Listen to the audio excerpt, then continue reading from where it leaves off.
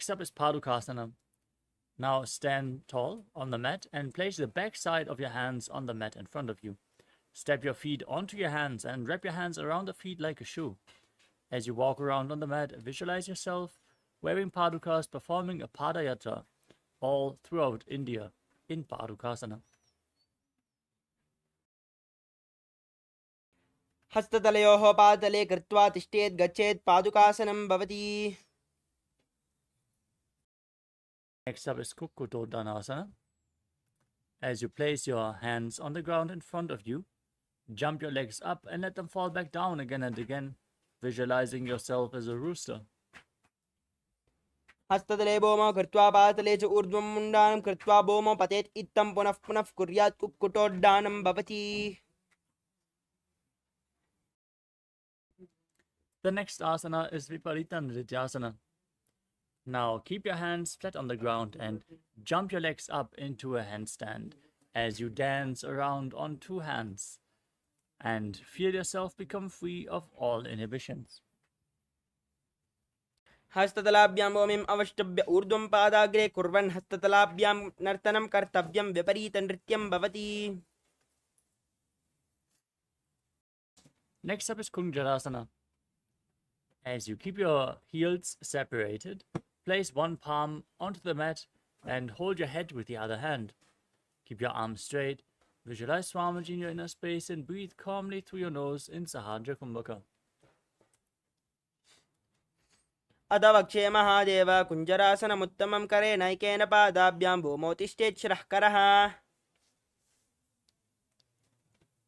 Now place the other hand on the mat. Repeat Kunjarasana on the other side.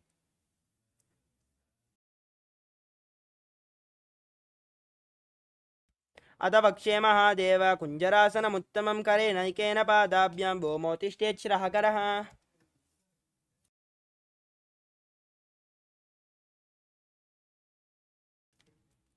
Next up is Kadambasana. As you squat down all the way, hold on to your ankles, and then raise your feet off the mat and visualize yourself as a Kadamba tree, a pious tree that promotes a long life. पार्ष्णिभ्यां भूमिम् अवष्टभ्य हस्तद्वयेन गुल्पौ धृत्वा तिष्ठेत् कादम्ब भवति.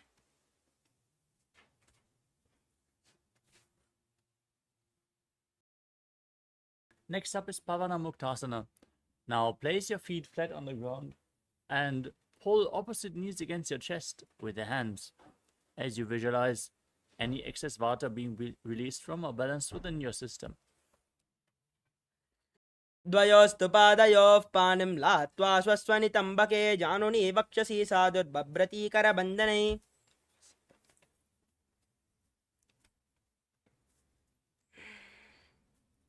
The next asana is Chakorasana. Now bring the left leg behind your neck and keep the other leg extended forward. Place your hands on the ground beside you and then lift your entire body off the mat as you gaze up towards your third eye and visualize yourself as a powerful source of energy. द्वयोस्तु पादयोः पाणिं लात्वा स्वस्वनितम्बके. Now keep the right leg extended, hold on to the respective big toes with your hands in Prana Mudra, and pull the left leg against your ear as you visualize yourself as a bow. Breathe calmly into Sahadra Kumbhaka in Dhanurasana too. पादाङ्गुष्ठौ पाणिभ्यां गृहीत्वा श्रवणावधि धनुराकर्षकाकृष्टं धनुरासनमीरितम्. Next up is Ashtavakrasana. Now bring the left leg over top of the left shoulder and hook the right foot over top of the left. Now extend the legs out of the side, lean forward, find balance, lift your entire body off the mat and balance on your arms as you visualize yourself as a flying crane. वासिष्ठमदकौण्डिन्यं मूर्धकुक्कुटमेव च अष्टावक्रमतोत्थानं मयूरं सेतुबन्धनम्. Next up is Pranasana. Now place the right foot on the left thigh and keep the left foot flat as you keep the left knee raised. Bring your left shoulder underneath the raised knee and push the right knee to the mat. Fix your gaze on the third eye in Shambhavi Mudra as you visualize you are immortal and able to live off of air alone.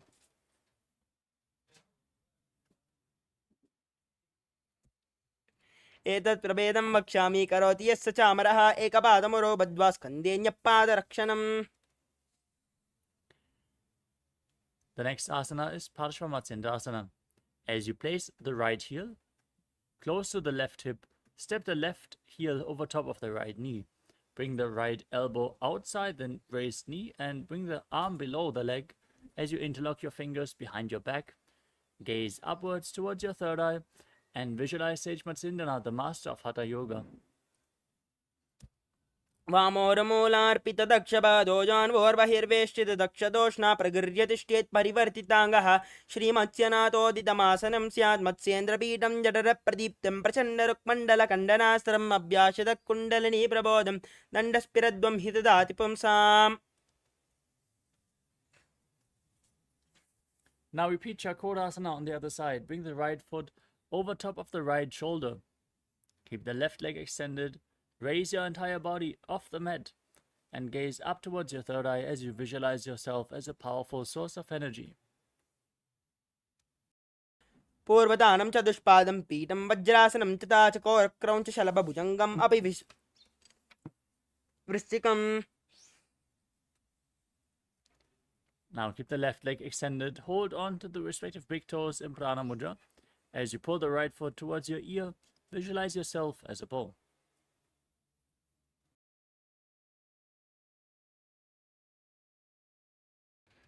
पादाङ्गुष्ठौ तु पाणिभ्यां गृहीत्वा श्रवणावधि धनुराकर्षकाकृष्टं धनुरासनमीरितम्. Now repeat Ashtavakrasana on the other side. Now bring the right leg over the right shoulder, the left foot over top of the right. Extend the legs to the side as you push your arms in the ground, balance and lean forward. Visualize yourself as a flying crane. वासिष्ठमतकौण्डिन्यम् ऊर्ध्वकुक्कुटमेव च अष्टावक्रमतोत्थानं मयूरं सेतुबन्धनम्. Next up is Pranasana on the other side. Now bring the left foot on the right thigh, the right shoulder beneath the raised knee. Press the left knee down, gaze to your third eye and visualize you are immortal and able to exist solely on prana. एतत् प्रभेदं वक्ष्यामि करोति यस्य चामरः एकपादमुरो बद्ध्वा स्कन्देऽन्यपादरक्षणम्. Next up is Parshvamatsyendrasana on the other side. Now bring the left heel close to the right hip. Step the right foot over the left knee. Bring your arm below. Twist your spine and hold on to opposite hands behind your back as you gaze to your third eye and visualize Sage Matsindana, the master of Hatha Yoga. वामोरमूलार्पितदक्षपादोजान्वोर्बहिर्वेष्टितदक्षदोष्णा प्रगृह्यतिष्ठेत् परिवर्तिताङ्गः श्रीमत्स्यनाथोदितमासनं स्यात् मत्स्येन्द्रपीठं जठरप्रदीप्तं प्रचण्डरुक्मण्डलखण्डनास्त्रम् अभ्यासितकुण्डलिनी प्रबोधं दण्डस्फिरद्वं हि ददाति पुंसाम्.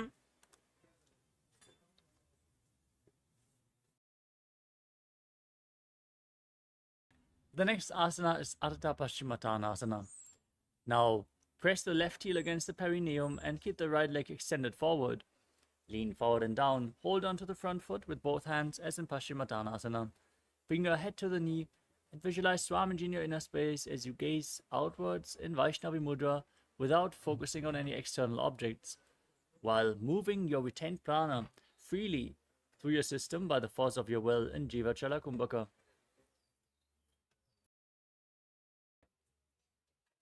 एकं पादं प्रसार्य एकं पादस्य पार्श्विना अश्विनी सम्पीड्य हस्तद्वयेन प्रसारितपादाङ्गुष्ठं धृत्वा. Next up is Kranchasana. Now bring the left foot outside of the hip. Bring the top of the left foot on the mat as you hold onto the right and extend it up in front of your face, keeping the knee straight. Now visualize yourself as a crane in Kranchasana. वासिष्ठमतकौण्डिन्यम् ऊर्ध्वकुक्कुटमेव च अष्टावक्रमतोत्थानं मयूरं सेतुबन्धनम्. Now press your perineum with the other heel. Repeat Ardha Paschimottanasana on the other side as you lean forward and down. एकं पादं प्रसार्य एकं पादस्य पार्श्विनाश्विनी. Now bring the right foot outside the hip. Keep the top of the right foot on the mat. As you hold onto the left foot and extend it up in front of your face, visualize yourself as a crane in Kranchasana.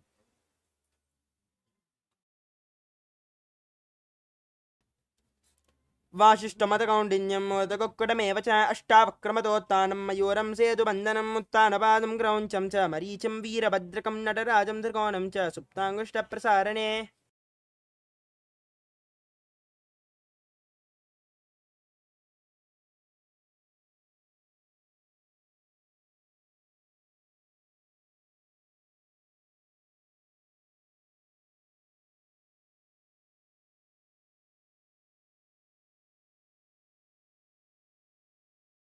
The next asana is Swastikasana.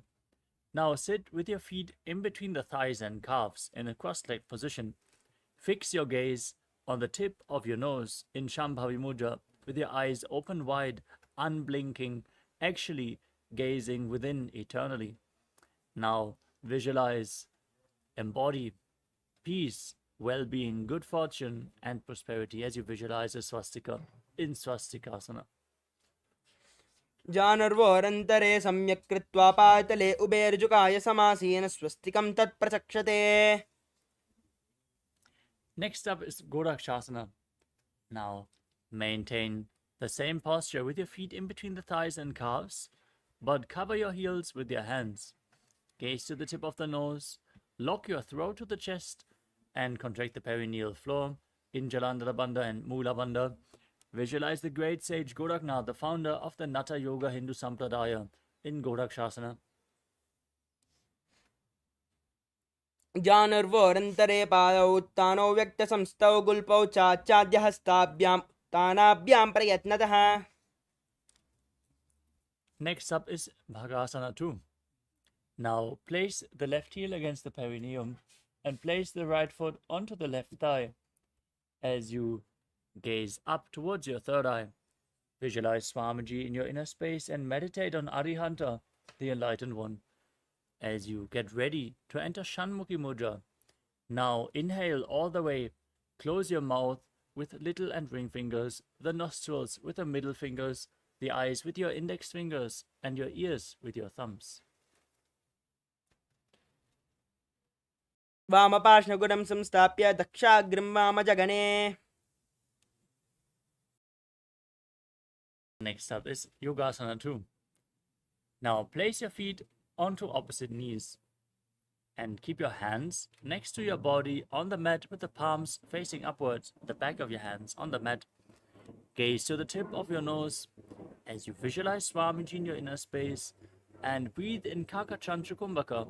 Roll up your tongue and stick it out without touching your teeth, and then inhale through the rolled up tongue and exhale through your nose as you perform the Mula Bandha in Yogasana 2. उत्थानौ चरणौ कृत्वा संस्थाप्योपरि जाननौ आसनोपरि संस्थाप्य चोत्थानं करयुग्मकम्. Next up is Urdhva Kukutasana. Now rotate your hands at the side of your body. Place your palms on the mat. Keep your legs in Padmasana and lift your body up off the ground, balancing on your arms as you visualize yourself as a rooster. वासिष्ठमतकौण्डिन्यं मूर्धकोक्कुटमेव च अष्टावक्रमतोत्थानं मयूरं सेतुबन्धनम्. The next asana is Siddhaharatali Asana. Now bring your hands in between the legs.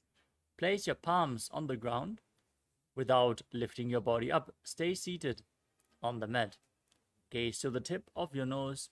Visualize Swamiji in your inner space and breathe in Kakachantra Kumbhaka. प्रथम पद्मासन को करे हस्तदो वो गोडासन दिदरे ube हथेली बूबदेरी राखे पोछा गोडासन दिमा हिदाके. The next asana is Hamsasana. As you push your hands into the ground and lift your entire body up in Padmasana, fix your gaze on the nose and visualize yourself as an elegant swan. कुक्कुटासनस्थित्वा स्कन्दपर्यन्तम् ऊरुनि नीत्वा तिष्ठेथं शासनं भवति. Next up is Karmukhasana. As you visualize yourself as Pinaka, Lord Shiva's bow, bring your hands in between the legs and push them behind your body. Lean forward and down, place your forehead on the ground, and interlock your fingers behind in Parusha Mudra. As you keep breathing in Kakachantra Kumbhaka and perform the Mula Bandha. प्रथम पद्मासन को करे घोड़ासन्धिमा हृदयरे. The next asana is Kurmasana too. As you sit in Padmasana, bring your hands in between the legs and bend your elbows to hold onto the respective shoulders with your hands. Now visualize yourself as a turtle having a stable body and mind to live for hundreds of years. बामी जंगबर दक्षिण पावा दहिनी जंगबर बामिल्यावे. Now, from the same posture, tuck your chin to the chest. In Jalandhara Bandha, gaze at the tip of your nose and rejoice, knowing you're sitting in Shiva's secret knot posture, Granthi Bhedasana.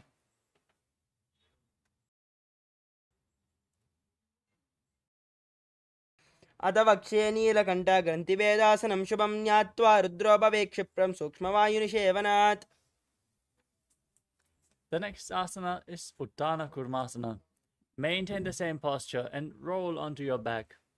As you gaze to your nose, embody a turtle laying on its back.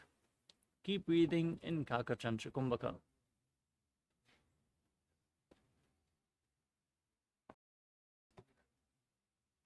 कुक्कुटासनबन्धस्थं कराभ्यां धृतकण्डनं पीठं कूर्मवदुत्थानम् एतम् उत्थानकूर्मकम्. Now, kick your legs back up if you can. Sit up in Padmasana. As you keep your hands in between the legs, place one palm on the mat and hold its wrist with the other hand. Then lift your body up on one arm, keeping it straight as you visualize yourself as a rooster in Pangu Kukkutasana. कुक्कुटासनच्चित्वा एकेन हस्तेन अन्यस्यामनिबन्धं धृत्वा हस्ततलेन भूमिम् अवष्टभ्य तिष्ठेत् पङ्गकुक्कुटं भवति. Now place the other hand flat on the mat in between your legs. Hold its wrist, lift your body up as you repeat Pangu Kukkutasana on the other side.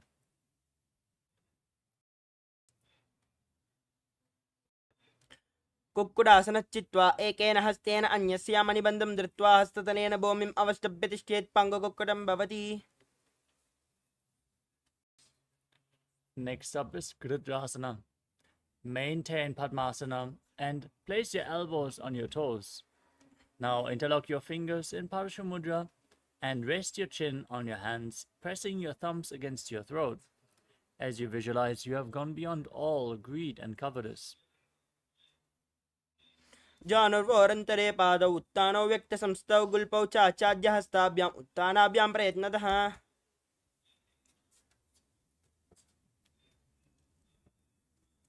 The next asana is Padmasana 3. As you sit in Padmasana, place the backside of one hand onto the other. Keep your hands in your lap with the palms facing upwards.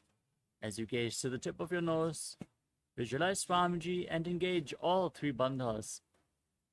उत्थानौ चरणौ विधाय विधिवत् शक्तिस्थितौ योगिरात्. The next asana is Padmasana 4. Now place your hands on the respective knees. Gaze to the tip of your nose and visualize Paramashiva in your inner space. As you perform the Mula Bandha, internally chant Om Nithyananda Paramashivoham. एतत् पद्मासनं कुर्यात् प्राणवायुप्रसिद्धे शुभासनं सदा ध्यायेत् पूरयित्वा पुनः पुनः. Next up is Karmukhasana 2. Now maintain one hand on the respective knee and place the other hand around the respective big toe in Prana Mudra. Move the big toe round and round in a circular motion. As you visualize yourself as Pinaka, Lord Shiva's bow, then repeat the movement on the other side. अतान्यासनमावक्ष्य योगपूरकरक्षणात् कृत्वा पद्मासनं पाद अङ्गुष्ठजङ्घयोः स्थितम्.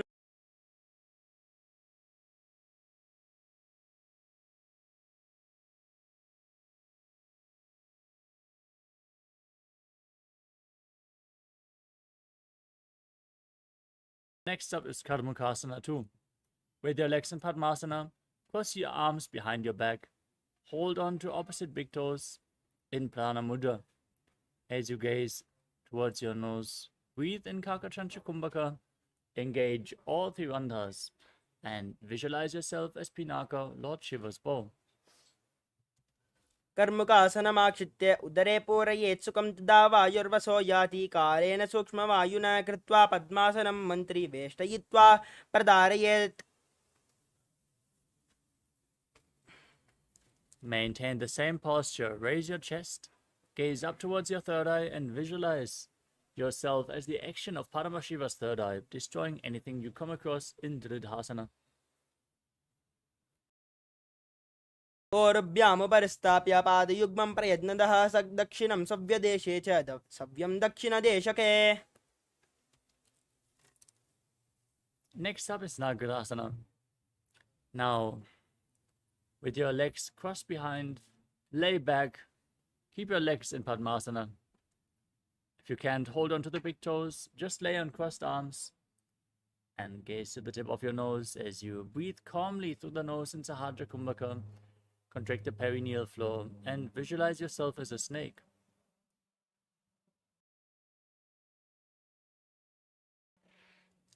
प्रथम पद्मासन कोटाने दो हाथ पाचाने आने पाद अंगोटा पकड़े आने सोवे कहुन्या कुल्या पानी. Now free your arms and legs. Pull your knees against your chest and circle your legs with your hands interlocked in Parashumudra. Squeeze your body into a ball as you bring your chin towards your knees. Breathe through your nose in Kandukasana. वेत्रासने स्थित्वा हस्तपादान् निष्कुष्य ऊर्ध्वं नयेत् पृष्ठवंशेन भूमिं पोतते कन्दुकासनं भवति. The next asana is Urdhva Pavanasana.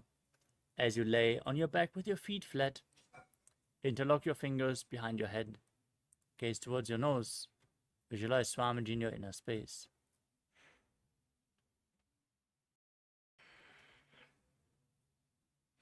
प्रथमसूदो सैन करावे गोड़ा उबाराशे मिलावे गुल्पमाहिला अंगुष्टदो ही करे कसमेल रसोया.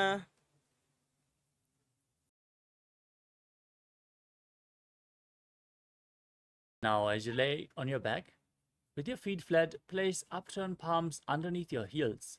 Step your heels onto your palms as you push your hips up high. Visualize yourself as a powerful alpha ape and breathe in Mocha Kumbhaka with Jalandhara Bandha and Mudha Bandha engaged in Marakata Pitasana. उत्तानशयनं पातले उत्तानहस्तयोः स्थापयेत् पृष्ठभागं मूत्रमय्येत् मर्कटपीठं भवति. Next up is Uttana Shikipita Kasana. As you lay on your back, raise your hips and bring your hands to the lower back. Your elbows should bear the weight of your body. As you point the toes, extend your legs and gaze to your nose, visualizing Swamiji in your inner space. जङ्गोरुबलहीनश्चेत् उत्तानश्किपीडकम् अप्रमक्तः प्रकुर्वीत बुद्धेः पराग्विजितेन्द्रियः. Next up is Narakasana. Now raise your legs up and place your arms on the mat for support as you visualize yourself blissfully traversing through Naraka Loka unscathed in Narakasana. ग्रीवाकण्ठेन भूमिं विस्तम्भ पादाग्रद्वयम् ऊर्ध्वमुत्तरयेत् नरकासनं भवति. Now bring your hands to the lower back, straighten your legs, and then slowly lower and anchor them, keeping your core engaged as you visualize yourself as a boat crossing the ocean of samsara in Tiryannaukasana. नौकावत् स्थित्वा ऊर्ध्वपादाग्रद्वयम् आम्नयेत् तिर्यन्नौकासनं भवति. Now bring your arms back to the mat.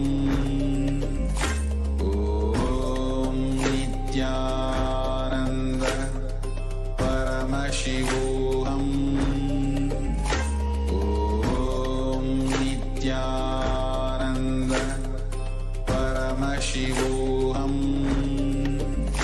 Om Nithyananda Paramashivoham. Om Nithyananda Paramashivoham. Om Nithyananda. Slowly return to your physical body. Start to wiggle your fingers and toes, your wrists and your ankles, your elbows and your knees. Pull your knees up towards your chest and encircle them with your hands. Squeeze your body into a ball. Rock your body from side to side and slowly return to a comfortable seated position. Congratulations, you completed the Dvidya Vinyasa Krama, all 308 asanas of the sequence. With this, we're going to conclude today's Nithyananda Yoga session and move on to the power manifestation. So stay tuned and manifest the Shaktis of Paramashiva. Now, sit straight with your head, neck and spine in a straight line. Join your hands in Namaskara Mudra in front of the chest. Close your eyes, take a deep breath. Visualize Swamiji as we chant the Purna Mantra. Om Purnamadav Purnamidam Purnat Purnamudachyate Purnasya Purnamadaya Purnameva Vashishyate. Om Shanti Shanti Shanti. Hari Om Tat Sat. Sarvam Bhagavat Shri Nithyananda Paramashiva Padukarpanamastu. Om Nithyanandam. Nithyanandam, everyone.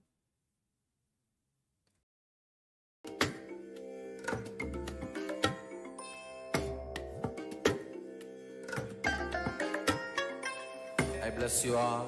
Let you all open all your three eyes and manifest the powers of Mahasudashiva. Om Nithyananda Paramashivoham. Om Nithyananda Paramashivoham. Om Nithyananda Paramashivoham. Om Nithyananda Paramashivoham. Om Nithyananda Paramashivoham. Om Nithyananda Paramashivoham. Om Nithyananda Paramashivoham. Om Nithyananda Paramashivoham. Om Nithyananda Paramashivoham. Om Nithyananda Paramashivoham.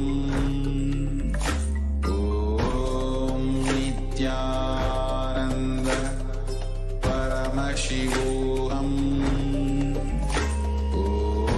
Om Nithyananda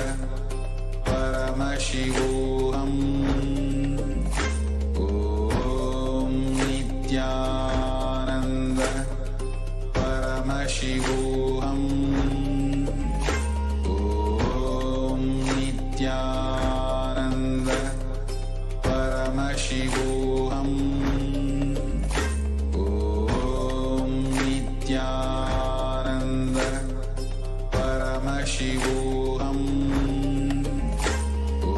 Om Nithyananda Paramashivoham. Om Nithyananda Paramashivoham. Om Nithyananda Paramashivoham. Om Nithyananda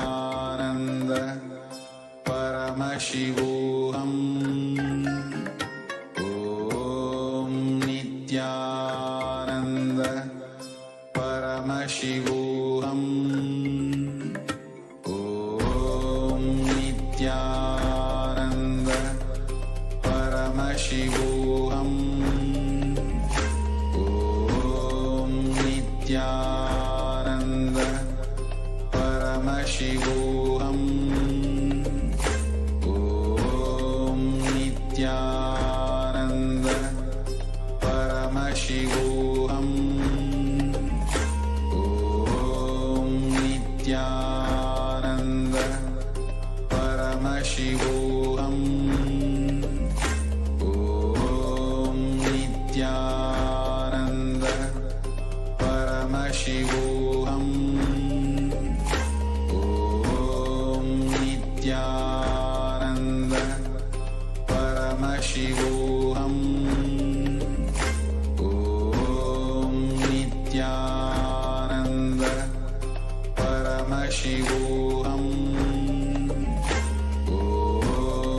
Nithyananda Paramashivoham. Om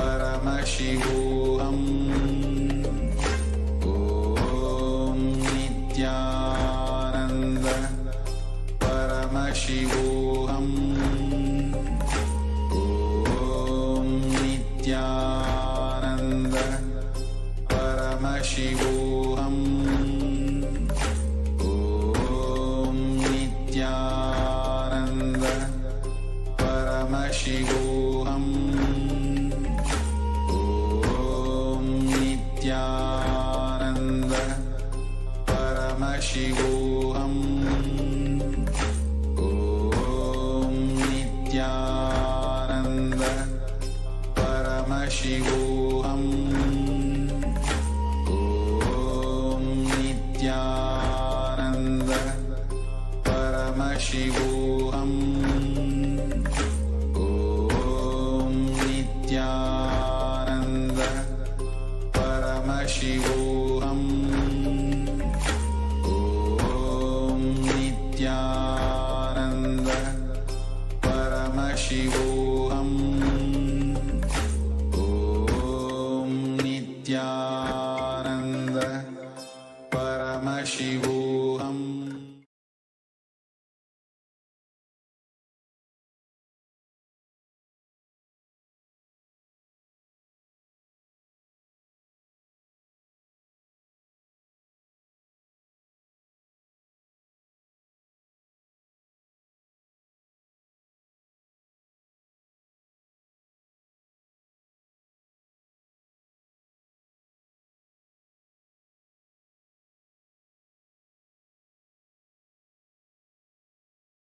Nithyananda. I welcome all the viewers here who are watching us live for this exciting power manifestation right after the Nithyananda Yoga, the complete Pratama Vinyasa.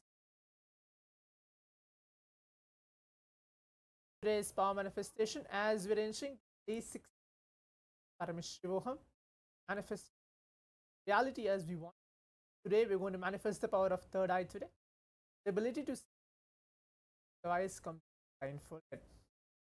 So requesting all the viewers here to turn on your cameras and please get ready that we're going to enter the power manifest, the beautiful segment for the next 2 minutes, essentially allowing Parameshiva, the space of Parameshiva into in your eye bands. And please, if you don't have an eye band, something to blindfold yourself on a cloth, black cloth or white cloth, something to keep your eyes completely closed so that we can actually start manifesting the power today. You can still see many of the participants.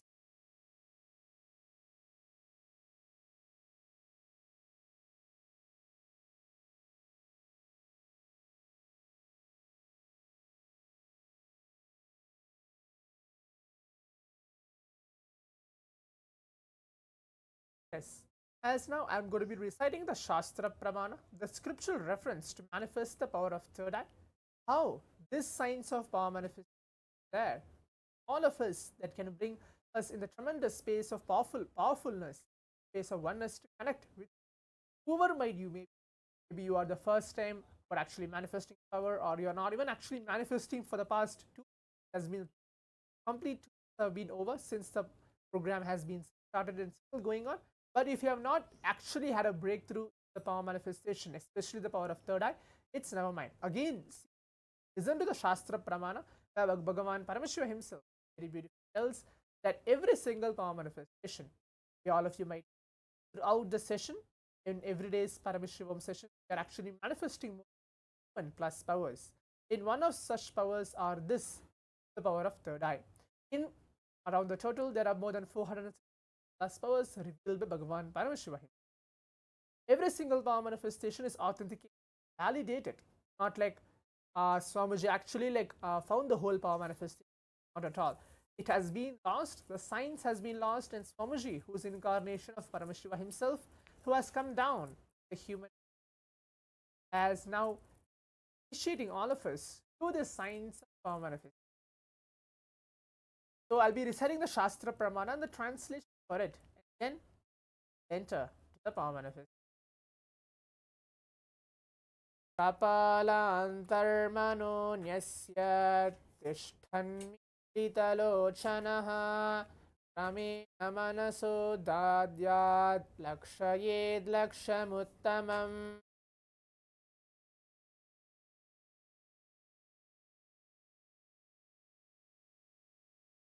This is the verse directly revealed by Bhagavan Paramashiva. Translation goes for this verse is, by fixing the mind on inner space within the crown center and sitting stably without any movement, having your eyes closed in succession, by that stability of the mind and inner space, the power of the third eye, one directly sees the ultimate goal, lakshyam, by having vision beyond the sight that reveals any object or place, attaining the space of oneness with himself. Now let us all get ready. Today's power manifestation, I'm going to be projecting some random image. I'll be choosing and projecting it to all of you. Your eyes closed. So remember Swamiji in our very inner space. Any form of Swamiji. Throughout the day we have been receiving different bhava samay darshans. Whichever darshans which you feel that you are complete, or you feel that there is some kind of experience you have. I'm sure that every single darshan has some solid experience for each of us. You can remember that form of Swamiji once we keep our eyes closed. Eyes closed. On your eye bands.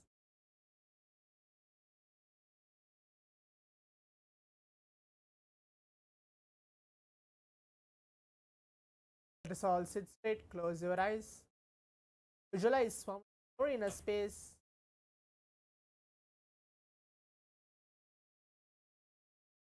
On your cameras and please eyes closed as we are going to begin the round 1 of the power manifestation.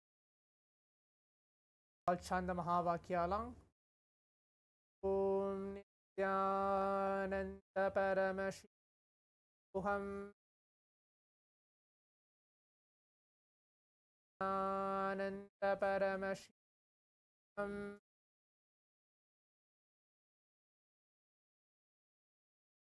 Paramashivoham. I'm going to project the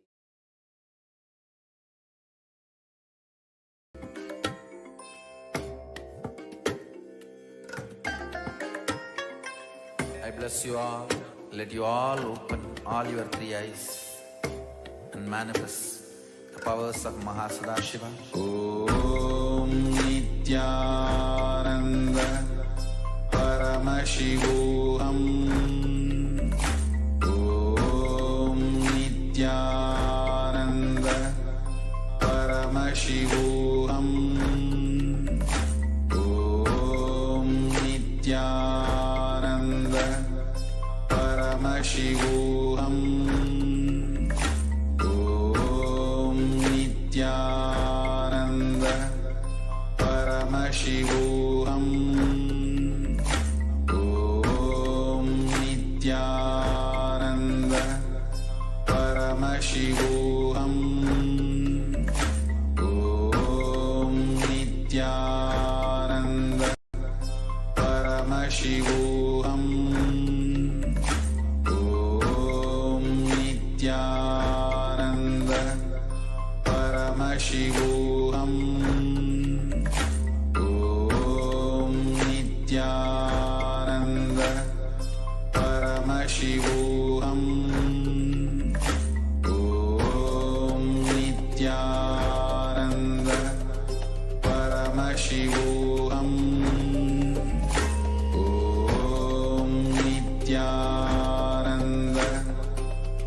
परमशिवोऽहम्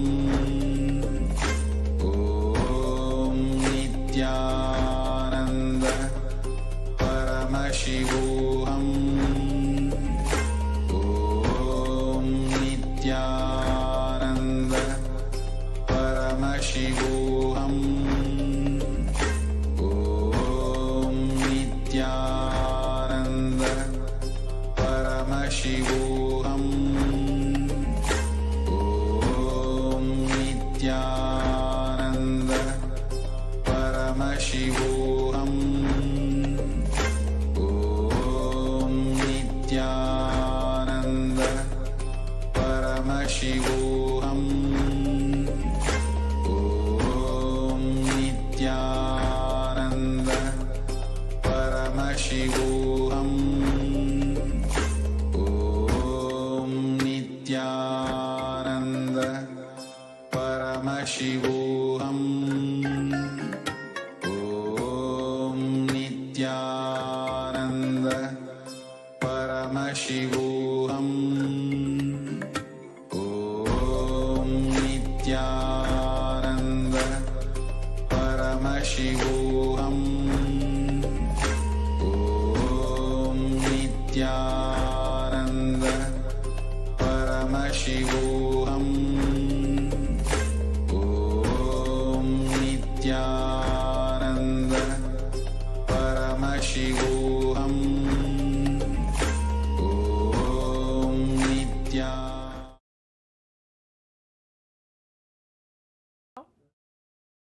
All the participants to relax. Ribands, first round of the power manifest.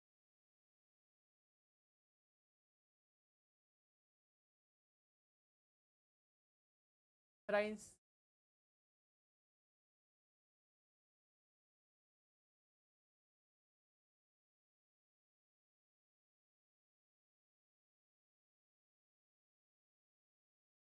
Now, and down.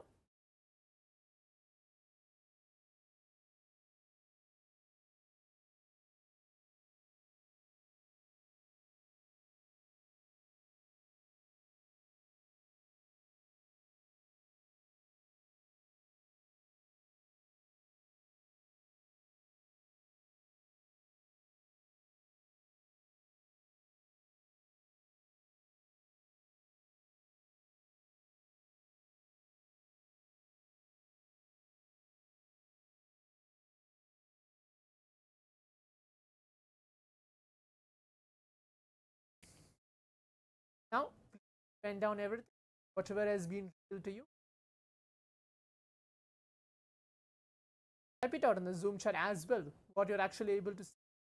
This round 1 of the power manifest.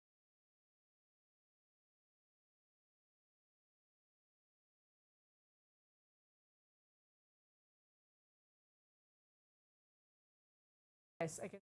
Our participant name of Ya Feng has orange color. But else the other participants actually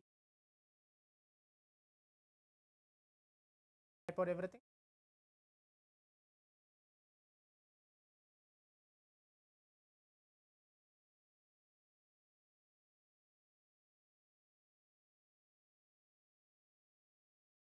And Pavan is telling mostly darkness. Okay, Akash Geronimo's telling young tree at the bottom right corner, the slight slope going from a center to the top right. Now let's actually see what is the image there for all of us in this round 1 of the power manifestation. Yes. Now you can see the image is actually a bell. 2 bells are there, like a temple bell. Behind it's fully orange, which is there. Main color is orange and yellow. The background is completely there. That's the image. Jia Feng has used, have actually put the color as orange. So that's wonderful that you have actually manifested this first round of the power manifest. You can actually go ahead and see one of you have actually manifested first round. You go ahead and actually correct it for yourself and please post your experience as well, that what you have actually manifested in this first round. If you have not actually gotten the correct, or if you're not satisfied still that I have not manifested this first round, we can move on to the second round as well.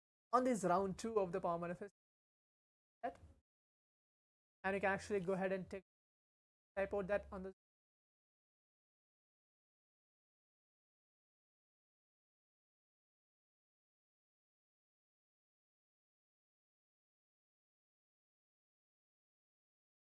exact mode right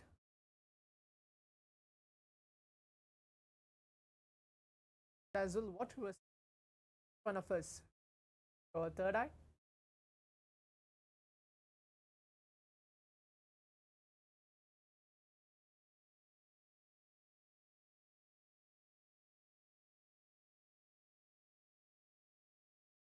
Actually, even seeing darkness or something like anything that correct or not correct, if that as well. So everything is actually taken. Okay, Akash has put them in shapes that reflecting water. So now let us all see what is the image which was projected all of us for this round 2 of the power manifestation. Yes, now as you can see, the image is a playground.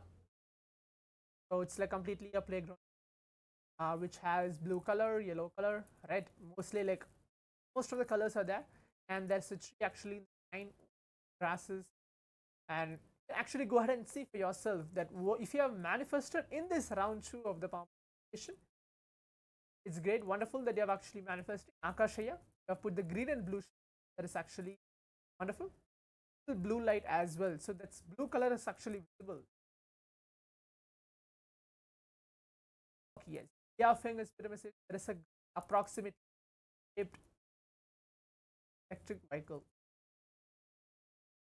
Now, yes, as we're coming to the conclusion of today's power manifestation, as we're going to have more and more power manifestation throughout the day, manifesting powers of Parameshwara, let us all take a few minutes to go ahead and share our experience.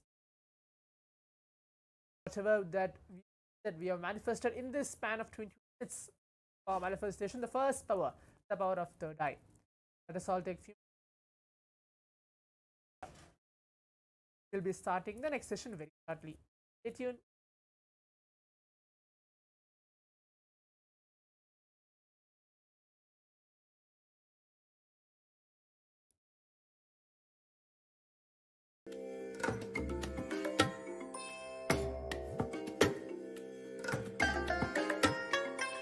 I bless you all. Let you all open all your 3 eyes and manifest the powers of Mahasadashiva. Om Nithyananda Paramashivoham. Om Nithyananda Paramashivoham. Om Nithyananda Paramashivoham. Om Nithyananda Paramashivoham. Om Nithyananda Paramashivoham. Om Nithyananda Paramashivoham. Om Nithyananda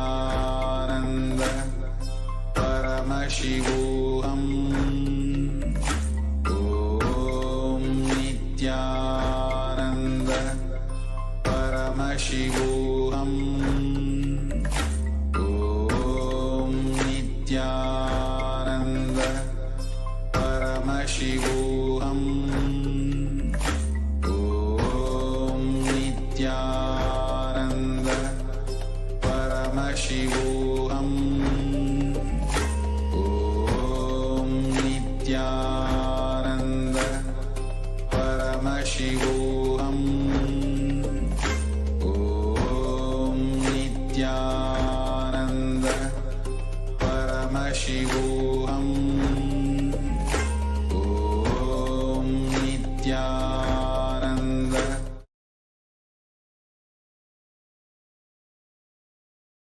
Om Nithyananda Paramashivoham.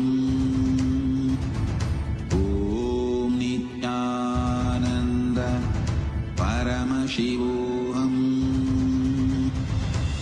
Om Nithyananda Paramashivoham.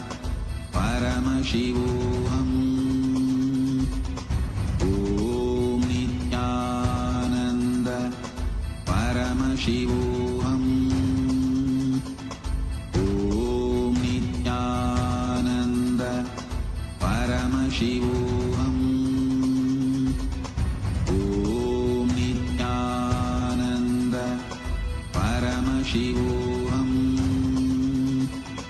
ॐ नित्यानन्द परमशिवोऽहम्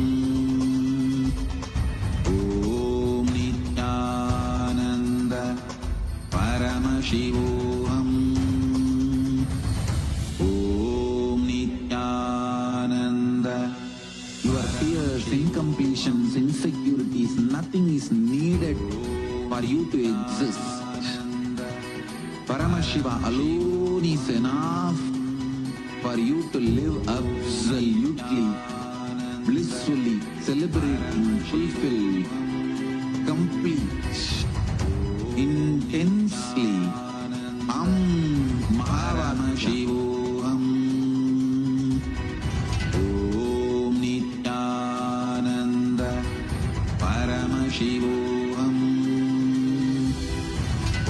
Om Nithyananda Paramashivoham.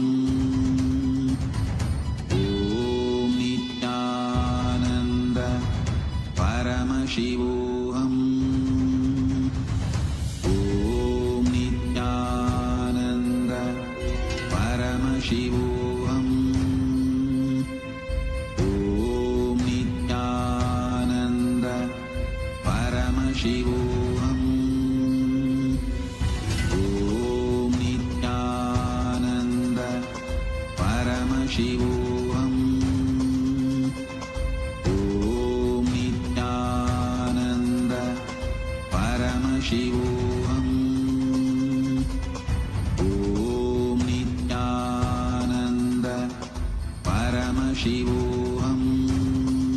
Om Nithyananda Paramashivoham.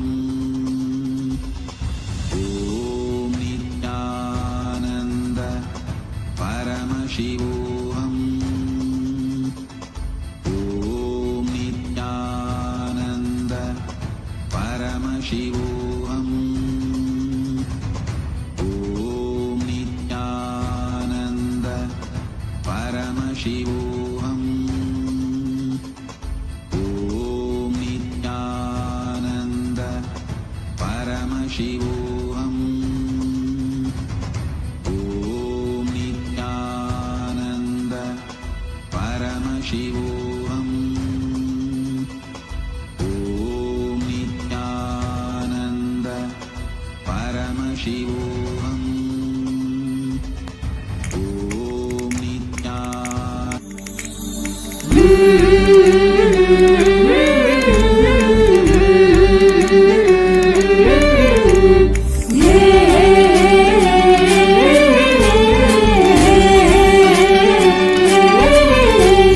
जय जय जय पराशक्ति है भवानी, जय जय जय जगदम्बे रानी।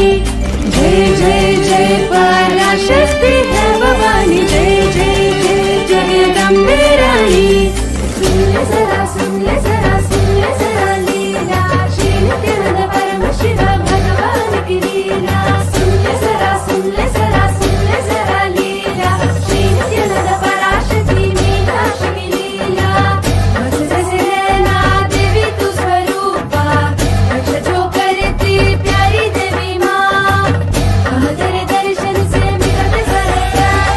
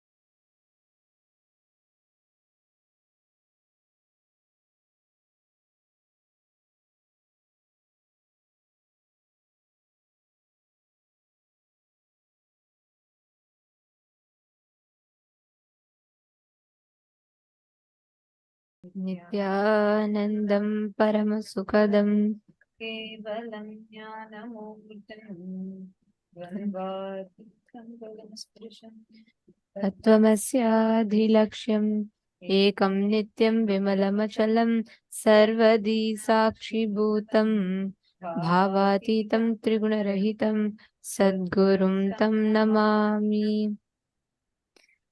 Nithyanandam, everyone. We welcome all of you, all the participants for this very special day of the program.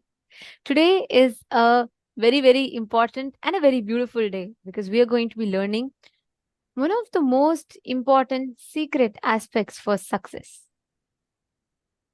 We're going to be we're going to be learning about what do we need? What is that one secret ingredient? What is that one secret component we need for success? And how can we achieve that success? So we're going to be learning about the secrets of superdeterminism. We're going to be learning about will persistence, and willpower. Today, all of us are going to be blessed with the divine darshan of Bhagavan Gangadhara Murthy and Ganga Visarjana Murthy. And we showered the grace and blessings of Ganga Mata, Devi Ganga. And all of us are going to be receiving her blessings today. We're going to be understanding about the key important ingredient required for your success, which is will persistence. Like beautifully Swamiji says.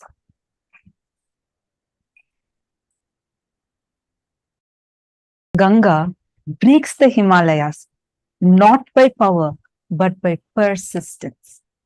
And today, that is that persistence that each of us are going to be receiving. That is that will persistence we are going to be working on and awakening inside ourselves. So are you all ready for today's day? How many of you are ready? Please do let us know. Post it in the chat. Come on, all the participants, please take a moment and post it in the chat. How many of you are ready? Ready for today's day and ready for discovering that and awakening that will persistence in you. Great. Okay, wonderful. So one thing I just wanted to tell all of you is, throughout you being here, just be here for every single session. Don't miss out on any session, because even a single session that you miss out on, you are missing out on something that's crucial for your initiation today. Understand, Swamiji has literally made so many programs just squeezed into one. You're learning 21 days of inner awakening squished into 4 days. You're learning Nitya Dhyana Yoga, Nitya Kriya Yoga squished into 1 day. Because there are so many important things that is just taken, and literally the essence of the essence is taken and given to you. So it's very, very, very powerful. And when you are learning about these cognitions, don't just take them as one small cognition you're learning. You're taking your understanding in layers of cognition. And are all of you getting it?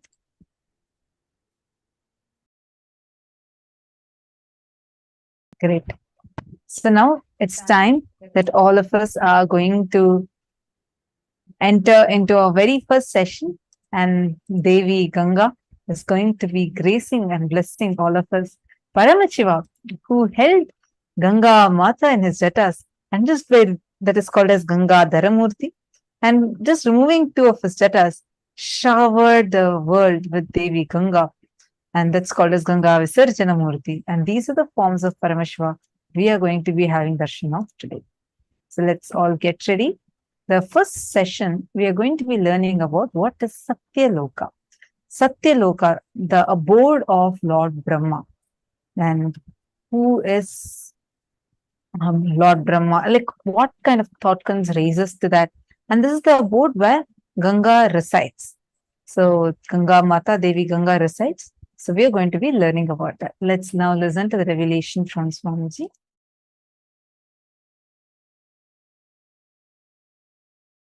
there are vertical time zones, Bhur, Bhuva, Suva, Tapa, Satya. The Satya Loka, where Brahma resides, there, 1 day of Brahmaloka is 4.32 billion human years. Understand?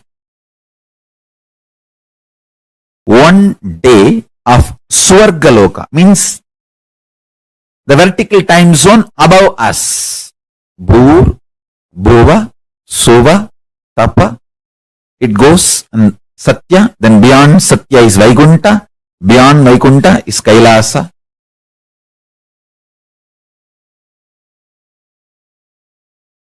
Below Atala, Vitala, Sutala, Talatala, Batala. Understand, I am not giving you some superstitious theories. No. I'll give you precise understanding and experience of these vertical time zones. And understanding about these vertical time zones as a direct utility for your day-to-day life. It can bring tremendous physical health, mental health, psychological wellness, a very powerful way of existing, and above all, life of Paramashiva Jnana. You can exist embodying the space of Paramashiva, state space of Paramashiva, and manifest powers of Paramashiva.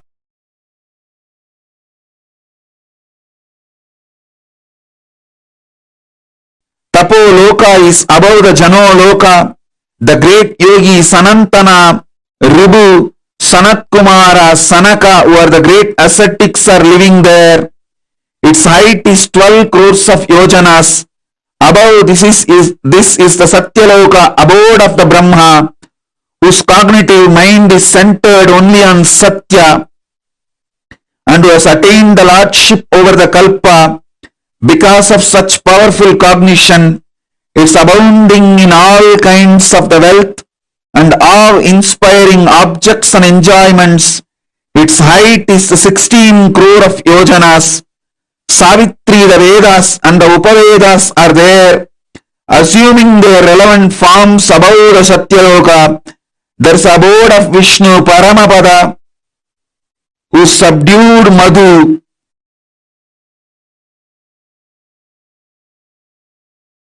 Discovering the principle on which all the universes function, all the dimensions and planes, 11 dimension, 14 plane, actually 3 planes fall in one dimension itself. One plane does not fall into any of the dimensions. 14 planes, 11 dimensions. All of them function on one principle. For example, if you are habituated for New York lifestyle and enter into old Varanasi, you will have a big cultural shock. If you are habituated to old Varanasi and enter into London, you will have a big cultural shock. Listen carefully. The American dollar may be useful in America. Indian dollar may be, Indian currency, rupees may be useful in India. Malaysian ringgits may be useful in Malaysia. But gold is a universal currency. The whole planet Earth, anywhere, the gold can be used as a currency. Same way, there is certain culture, mental setup, software useful in New York. There is certain mental setup, culture, lifestyle useful in Bangalore. There is certain culture, mental setup useful in Varanasi. There is certain culture, mental setup useful in Germany. If you move to a different place, you will have a cultural shock. But there is one culture, one principle common to the whole 14 planes and 11 dimensions, the whole Brahmanda. If you develop this one principle in you, you have a cosmic currency. You will not have shock in any of these planes. Any transition into any plane, whether you go to Pitruloka, Bhuloka, Bhuvaloka, Tapaloka, Tapoloka, it's called Satyaloka, Brahmaloka, Vaikunta, Kailasa, Goloka, Patala. It is like you have cosmic currency. That principle is oneness.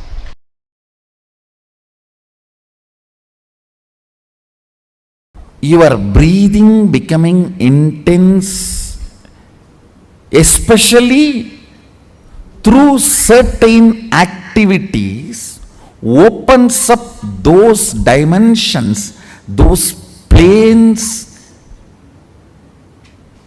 and your brain awakens the ability to have access to those dimensions. Listen. Now, you are intensely listening to this truth, and even if it is going above your head, you are trying to let me.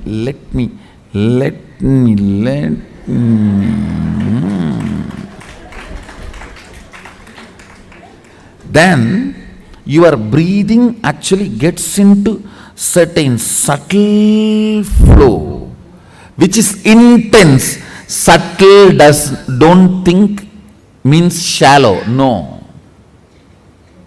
In subtle breathing also it gets intense. During the puja, that subtle intensity happens. During the kirtan, raw intensity. During the yoga, a programmed intensity. Understand? Regulated intensity is yoga. Raw intensity is karana, kirtan. A subtle intensity is while during puja or during the satsang. Now, your breathing is getting subtle. It will go and hit a component in your brain which will open your ability to access Satyaloka. Listen.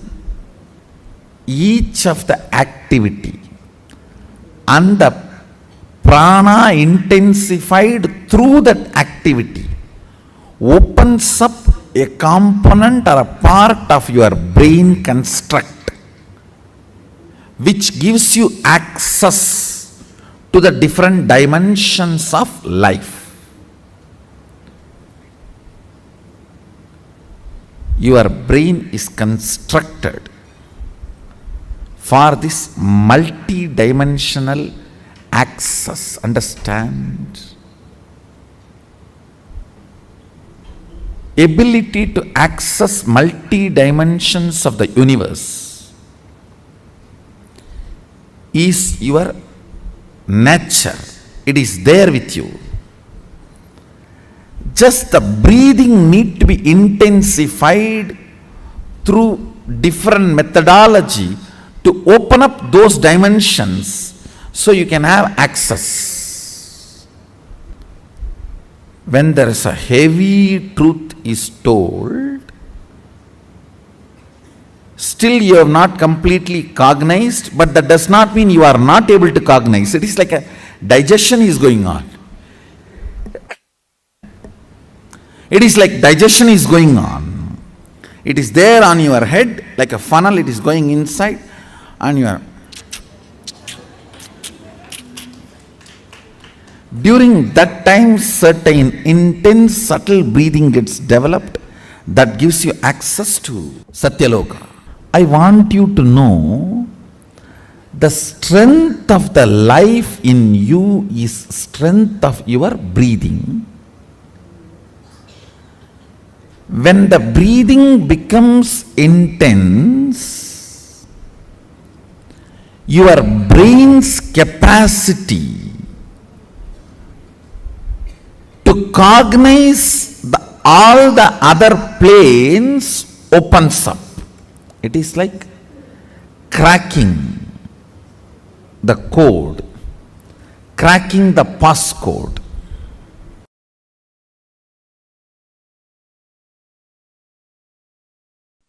Listen, if you are experiencing oneness, it is Maharloka.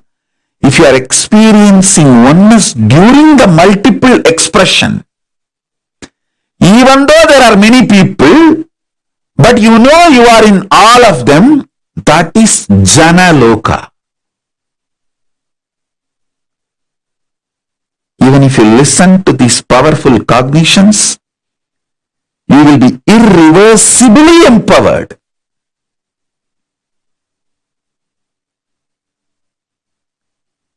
Tapaloka is that last struggle you go through. Sometimes you know you are Paramashiva, sometimes you just slip off, but again you say, I am Paramashiva. That space is the Tapoloka. An absolute surrender. Whether I am remembering, I am manifesting Paramashivatva, or I am deluded, I surrender both to Paramashiva. When you take that decision, you are lifted to Brahmaloka. You move to the Brahmaloka. The deep surrender lifts you to Brahmaloka. So understand? Then from there you move to Parandama, Vaikunta and Kailasa, then Mahakailasa itself.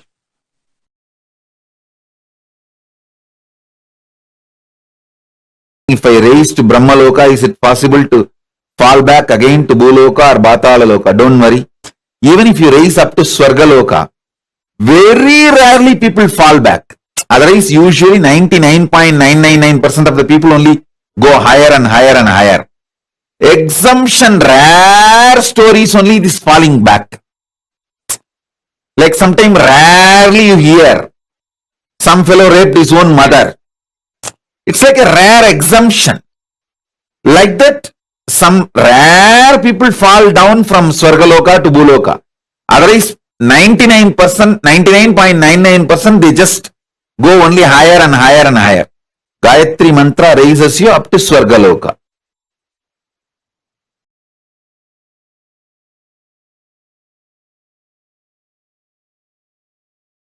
All Purusha, Prakriti, everything you know ends in Brahmaloka. Above Brahmaloka, nothing you even imagine about it. Nothing you can even imagine. You can only experience. Till Brahmaloka only, or your imagination projections can even measure.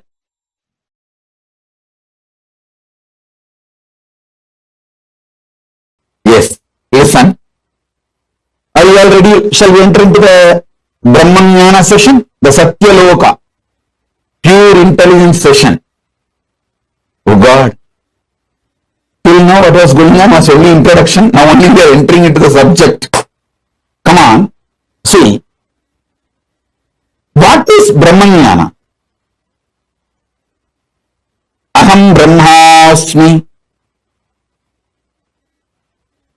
Tattvamasi Ayam Anma Brahma Sarvangalvidam Brahma Prajnanam Brahma. Listen, I will explain everything. I'll explain everything. First listen to all these words I am uttering. Aham Brahmasmi Tattvamasi Prajnanam Brahma Sarvangalvidam Brahma Ayam Anma Brahma. Shivoham, Soham, all these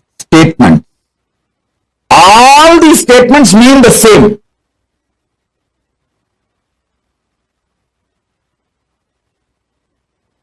These words are all called Mahavakya. This is the pure Brahmanyana. This is the pure Brahmanyana, Satyaloka.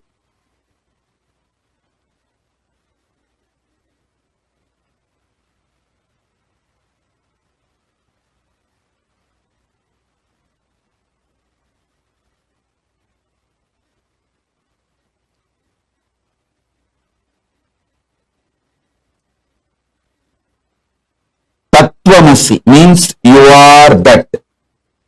Aham Brahmasmi means what you experience as I in you. That is the ultimate. Prajnanam Brahma means the knowledge. Pure knowledge about Brahman is Brahman. I am Atma Brahma. What you experience as Atma is Brahman. Sarvangalvidam Brahma. Whatever is, which you can imagine, not imagine, whatever is Sarvangalvidam Brahma.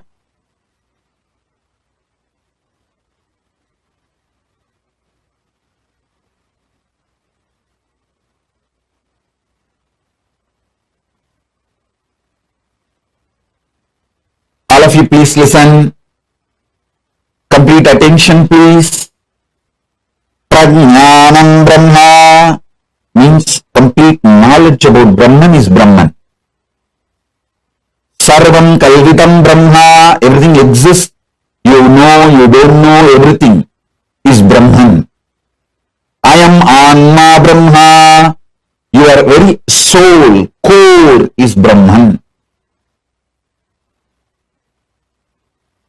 This knowledge leads you to Brahmaloka, space of Parabrahma. Listen. Satyaloka and Brahmaloka is one and the same. Even if you reach Satyaloka, that's enough. From there, automatically you will merge into Parabrahman. Making this truth not as first priority, but only priority, takes you to Brahmaloka. Now, whatever I said, these few words, whatever you can capture, whatever you understood, type it. Then I will take you to the next step. Listen.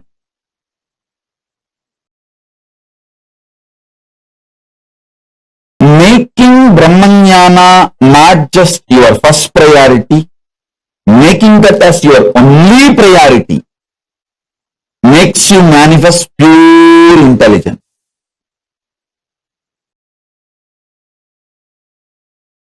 Come on. Sit with this one truth. I'll infuse the Brahmanyana in you. Sit with this one truth now. You can keep your eyes closed or open. Come on.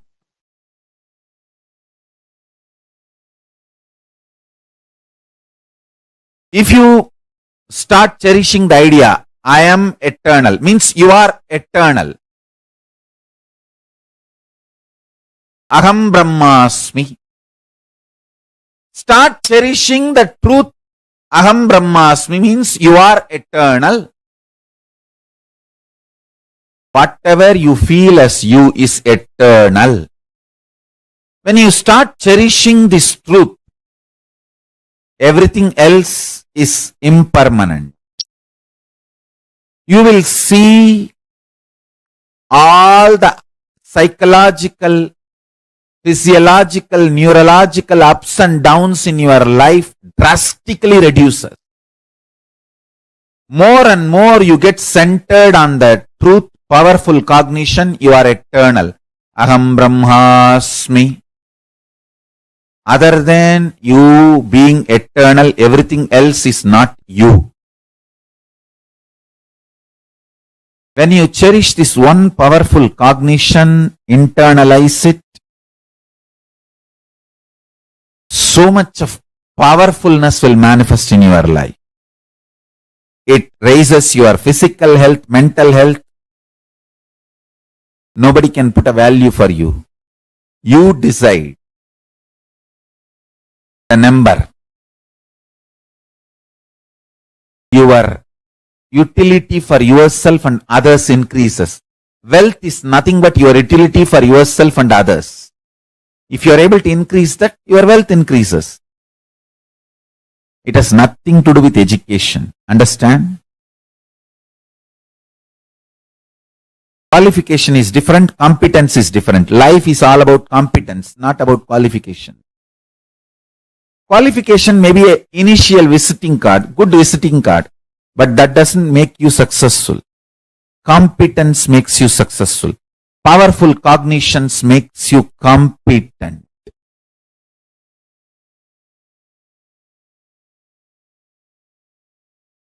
Powerful cognitions makes you competent.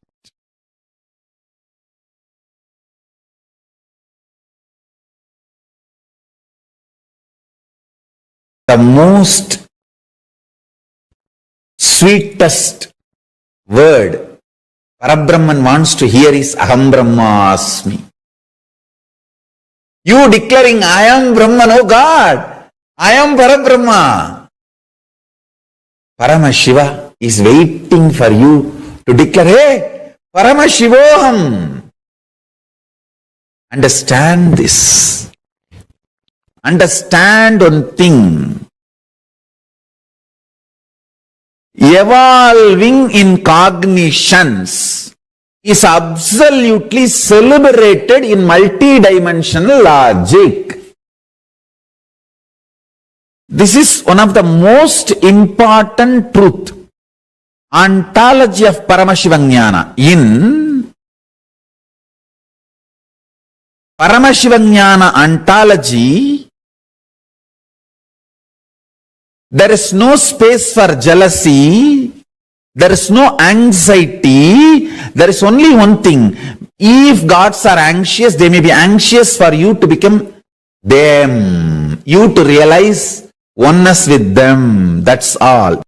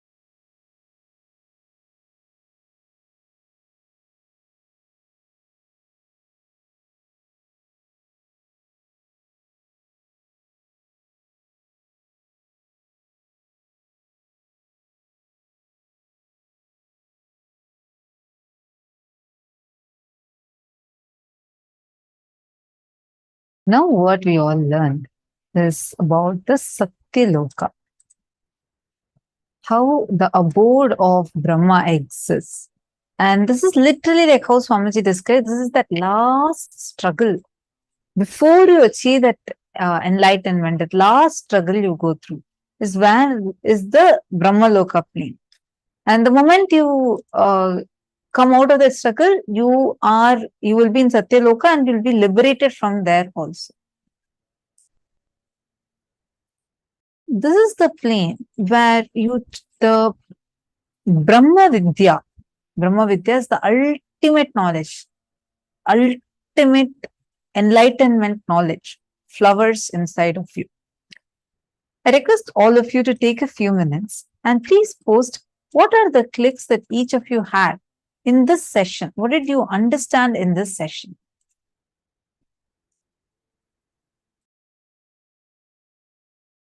Understand. First and foremost thing we need to cognize is our brain has the ability to access multiple dimensions. Like this only in 2017 and 2018, Swamiji actually in 2017, Swamiji revealed saying that your brain is capable of accessing 11 dimensions. Even before that, Swamiji had mentioned. But then people could not really cognize it. What does 11 dimensions even mean? Much later, the scientists discovered that our brain has the ability to access 11 dimensions. So if you are intelligent, you just take these conclusions and start living it because you know this is the truth. Don't wait for the modern science to catch up, and till then, probably who knows you're going to be alive or not. Till the time this modern science is going to actually catch up with it. Our Hindu scriptures have been way more advanced, and they have clearly described how this existence is, how your brain also has the capacity to access it. So very powerfully, Swamiji had described to us about the multidimensional access, which is what our brain is constructed for. When your breathing becomes intense, especially through certain activities such as puja, kirtans, yoga, satsang, it opens up those dimensions, the 14 planes, and your brain awakens the ability to access those dimensions. Are you all understanding?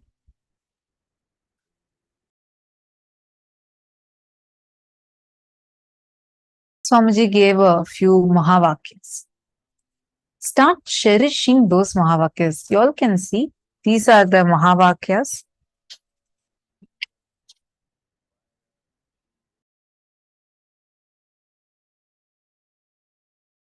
The great declarations in the Hindu Vedagamas that lead you to that experience that you are eternal, ultimate. Swamiji told a few. Aham Brahmasmi, what you experience is I in you. That is the ultimate. Actually, these are all, how much of a translations you read, you can just understand it. It's a rough translation. But what these come from is little. Aham Brahmasmi means I am the ultimate. Prajnanam Brahma. Your knowledge about Brahman is Brahman. And I am Atma Brahma. What you experience as Atma is Brahman.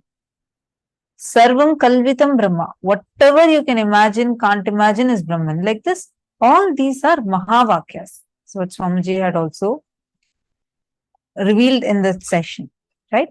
Start cherishing that truth. The ultimate truth, Aham Brahmasmi, I am eternal. Whatever you feel as you is eternal. When you start cherishing this truth, everything else is impermanent. You will see all the psychological, physiological, neurological ups and downs in your life drastically reduce. Take a few minutes and please pen down what you understood from this session. Take a few minutes and please pen down what are you understanding from this, and how do you see, as when Swamiji is telling, start cherishing this as your cognition. What do you understand by it? And how can you start cherishing this as your cognition? Take a moment and please post.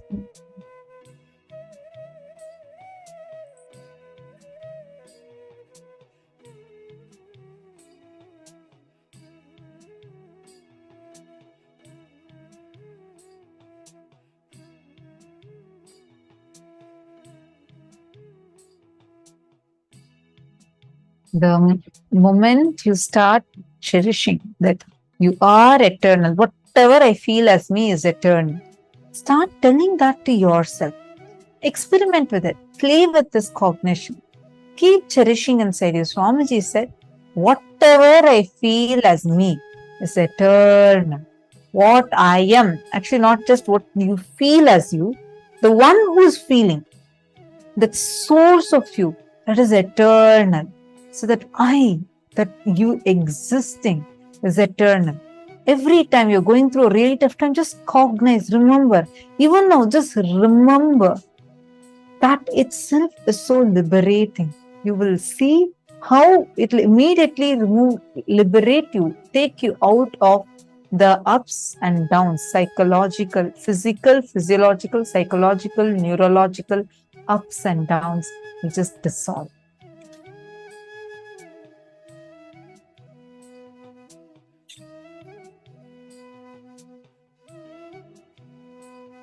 Now,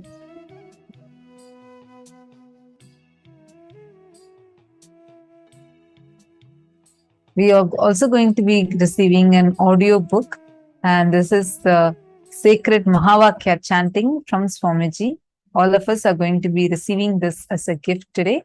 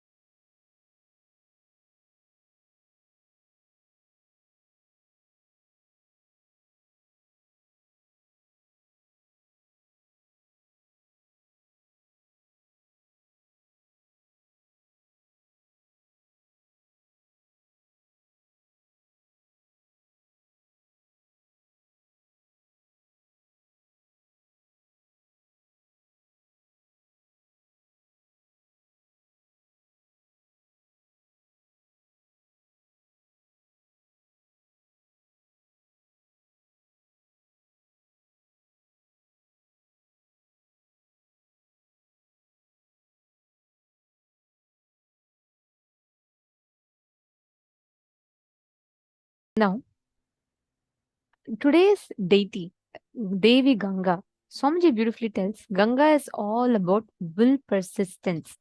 She embodies will persistence. She is the manifestation, embodiment of will persistence.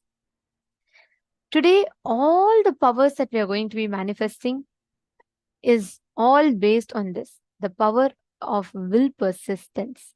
Swamiji tells beautifully, Ganga breaks Himalayas not by her power, but by her persistence. We will be learning about what exactly is will persistence and what exactly it is in the further sessions. But the power manifestation we are going to do today is all about connecting to the water component, Ganga. Your ability to handle the change in the Vatavarana, in the ambience around you, your ability to play with the weather and play with all the different aspects of how the weather is there, or how the bringing rain in a place, all of this is what we are going to be manifesting today. All right. Now, one important thing for all of us to understand is the whole day today, we are learning and touching some of the most important aspects of our life. And it is important that we all have the right understanding and we all are experiencing it, not just understanding it, but actually experientially applying it in our lives. Now, I'm going to be requesting all of you to pick any one place. You all can head to the site called accuweather.com. What we're going to be doing is see your ability to handle your inner space, handle the different emotions in your inner space, your ability to handle the different emotions in the outer space. Both are connected. How much you can handle the Vata Varana inside of you, how much you can handle the Vata Varana outside of you. Both of it matters. We are now going to be learning how you can apply this principle, how you can handle the Vata Varana. Means, when we say Vata Varana, the ambience, atmosphere. Playing with the temperature, playing with the weather, everything. Just with your conscious will. Understanding? I request all of you, all the participants, every one of you, to head to this website. You can pick any one city you want. See, what you're going to be doing now is you're going to be picking a city and you're going to be altering the temperature. If you start mastering the ability to alter the weather and temperature outside, you will know anything, any weather temperature change that is needed, you will simply be able to do it even on the inside. Means your ability to handle your emotions on the inside will also change. Now, I request each of you to pick any place, any place. Let's say you're in Los Angeles and you can even pick up San Jose, you can pick up Toronto, you can pick up New Jersey, you can pick up any place that you want. You're going to be applying this power, being able to alter the weather in that place. So whatever the weather is right now, you will actually be able to significantly alter it. Just connect to Swamiji and declare from that powerful space of oneness. And you will actually see the results will vary. Please sit straight. I request all of you to start.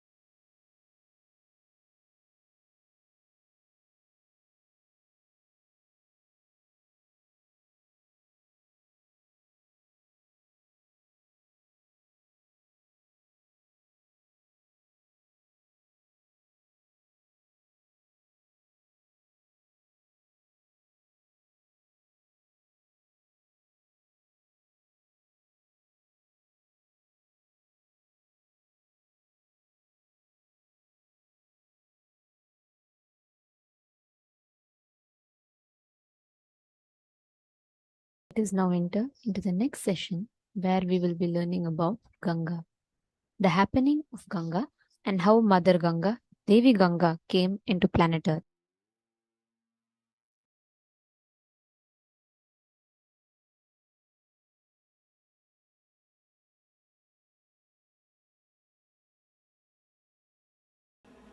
Today we will see the story of Ganga. How Ganga happened on the planet Earth. Ganga is considered as a river which is there in the higher lokas.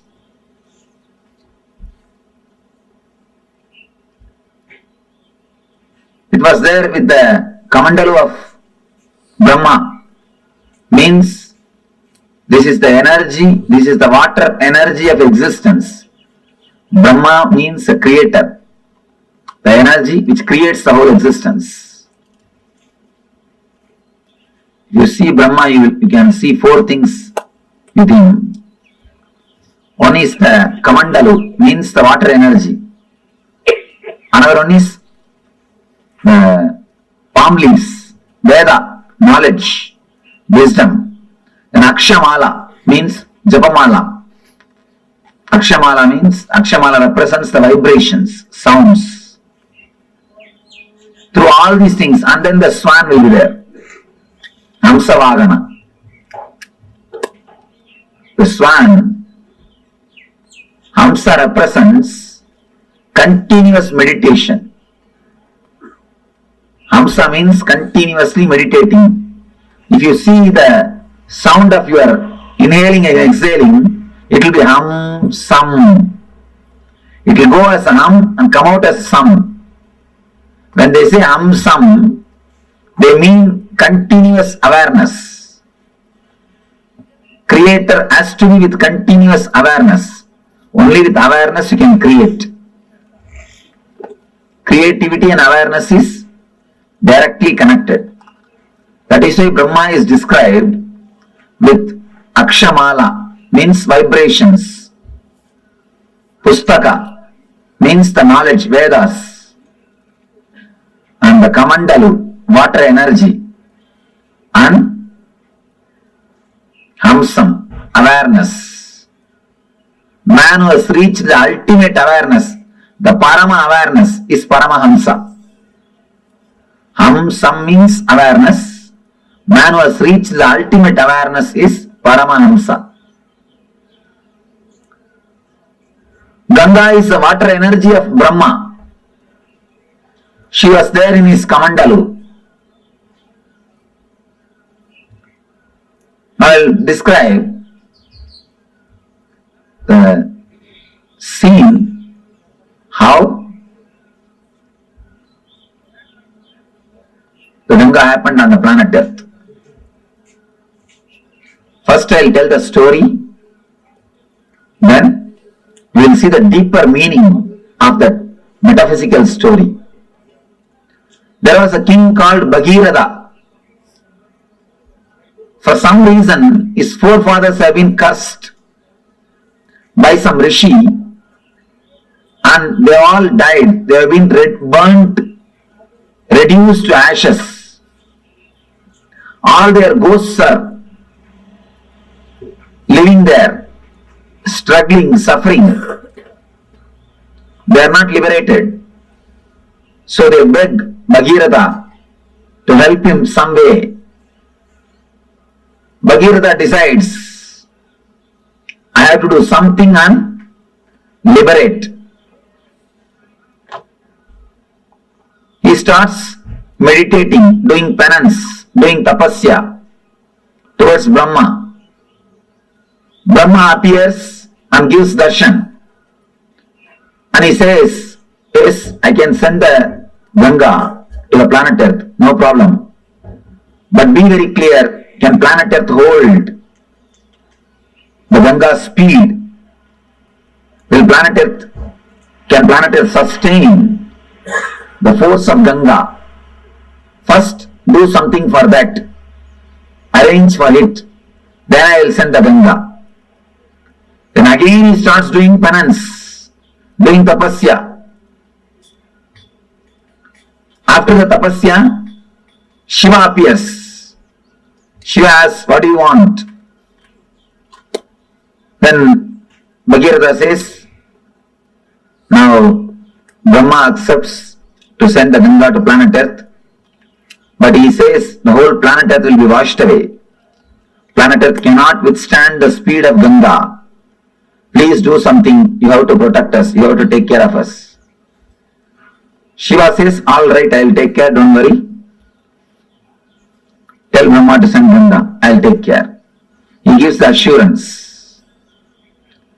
Then again he meditates towards the Brahma. Now Brahma appears and says, I am ready to send, but Devatas are not ready to depart with Ganga. Devatas wants Ganga to be there. Bhagirath asks, what for Devatas wants Ganga to be there? No, they have to take bath in Ganga every day. It is their life source. Ganga is not simple water, it is an energy. By bathing in that only, every day they rejuvenate their body and mind. And anybody takes bath in Ganga every day, naturally their body and mind will be rejuvenated. That is why in this hilly area, no medical facilities, practically nothing. But see how many millions of people are living happily. Happily, they are living. Ganga is the mother who is protecting everybody. So the Brahma says they have to take bath every day. Then Bhagirath says, all right, I will arrange all the facilities for Devatas to stay in the planet Earth. Just on the banks of Ganga, I will create cities where all gods and goddesses can live and have bath every day and have their regular routine as they have in the other loka, as they have in the Brahma loka. Brahma says, if that is the case, then I agree. Go ahead and do it. Then he comes and does tapasya towards Himachala, the Hima hills, Hema Parvata. The Himaraj, who is the father-in-law of Shiva, he does tapasya towards the Himaraja. Himaraja appears and asks, what do you want? I want you to be the host for Mother Ganga. I want you to be the host for Mother Ganga. And you are the person in whom I can create a city for all the Devatas. And only from you, the Ganga can flow. You are the only person who can be base for Ganga. Then she goes and tells Himaraja, host her. Himaraja accepts that Himaraja will host her. Then Bhagirath starts building the whole city throughout the route in which Ganga is supposed to travel. He meditates on every hill and takes permission. He prays to every hill. Every hill says, yes, I will give the way for Ganga. So all the whole route is cleared. Then he goes and prays to Kalabhairava, who is the in charge of city Varanasi. Kalabhairava is the in charge of Varanasi city. He meditates towards Kalabhairava. Kalabhairava appears and says, what do you want? I wanted, please give us the way for Ganga. You should receive Ganga and give us the way. Kalabhairava says, surely I will give, don't worry. But this is such a holy city. Tell Ganga to do a protection of the city and go. Suddenly, Brahma comes up with the next problem. You meditated and propitiated all the Devatas except Vishnu. Now, you have to do something to Vishnu. Only then I can send Ganga. Then he started meditating towards Vishnu. He prayed the Vishnu. With tapasya, Vishnu appeared. What do you want? I want wanted the Ganga to come down to the planet Earth. Unless you agree, unless you give blessings, it will not be possible. Please bless me. Krishna says, all right. I bless you. Ganga will come to the planet Earth. She will come just out of my feet. And he blesses. The Ganga will come out of his feet. Then he says a beautiful one more word. Whomsoever has realized the Vishnumaya, means the universal consciousness, whatever water comes out of their feet will be Ganga. Whomsoever has realized the Vishnumayam Jagat, whomsoever has realized me, from their feet whatever water comes out will be Ganga. From this word only the tradition of Pada Puja starts. Pada Puja of enlightened masters starts from this tradition. Vishnu says, whomsoever has realized the Vishnumayam Jagat, Sarvam Vishnumayam Jagat, from their feet Ganga will flow. From their feet Ganga will flow. Then, now he again meditates towards Brahma. Brahma appears with all his glory and compassion, blesses the Bhagavata, then he prays to Ganga. Then he does tapasya towards Ganga, meditates and invites the Ganga mother, Ganga with all compassion, not only compassion, the wild energy. She just comes out of the Brahma's Kamandalu. With all the power, she straight away started moving towards the planet Earth. The moment she came out of the Kamandalu and started moving towards the planet Earth, all the 14 worlds are shaken. All the Devatas, all the Rishis, all the Munis simply escaped from their planet Earth and ran away because they got frightened. The Pralaya is going to happen. Means the end of the world has come. Such a power, they simply ran away from their world. They escaped. And appears Shiva. Shiva beautifully appears and puts his head in between the Ganga. She straight away lands into Shiva's head, into the matted lock. The next thing, she gets locked in the hair itself. She is black. Here, Bhagavata is sitting, waiting for Ganga for one kalpa. What has happened? They are receiving the call, she has started already, but she has not landed. Otherwise she has started, but she has not landed here. What happened? What happened in the way? Again he meditates towards Shiva. Shiva appears and says, yes, she is there in my head. Now what do you want me to do? Bhagavata says, please just send her a little bit.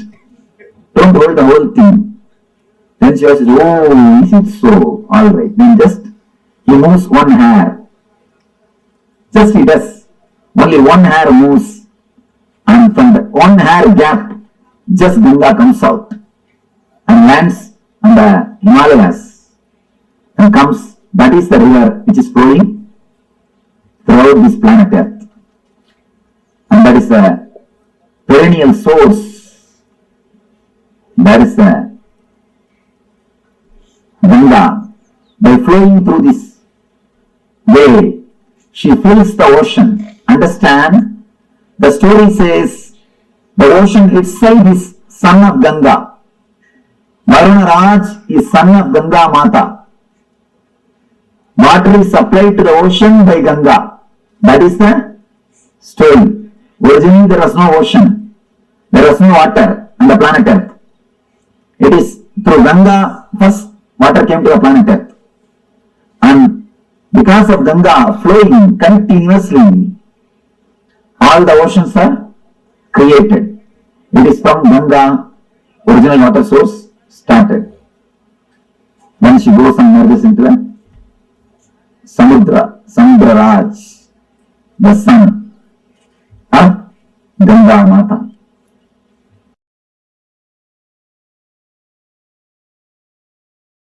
Ganga is a river of knowledge, a river of enlightenment. There are some slokas which says just by drinking the Ganga water you can get enlightened. With all my integrity and authenticity, I can vouch with my integrity and authenticity. Just by living around Ganga and drinking the Ganga water every day, even remembering the Ganga's sacredness, one can become enlightened. Because it's such a powerful technique, powerful method, powerful process. Ganga heals all the violence we carry. Ganga heals all the incompletions we carry. See, the lust is an incompletion, anger is an incompletion, violence is incompletion. All the incompletions we carry, Ganga can purify.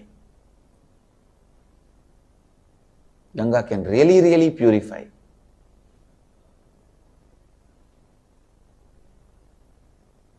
I used to sit in the banks of Ganga, just seeing. I have realized the oneness with Ganga. How the things float on the waters of Ganga does not pollute Ganga. Same way I have seen the thoughts and incompletions floating in my inner space does not make my inner space polluted. It does not touch my inner space. When you understand your incompletions are not powerful enough to make your inner space incomplete, you become eternally complete. I can say that experience I received from Ganga, on the banks of Ganga. It heals, heals, heals and brings love. I tell you, Ganga can complete any lower occurrence you have.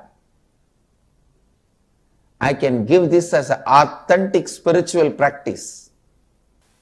Actually, just for this I wanted to create a ashram in the banks of Ganga.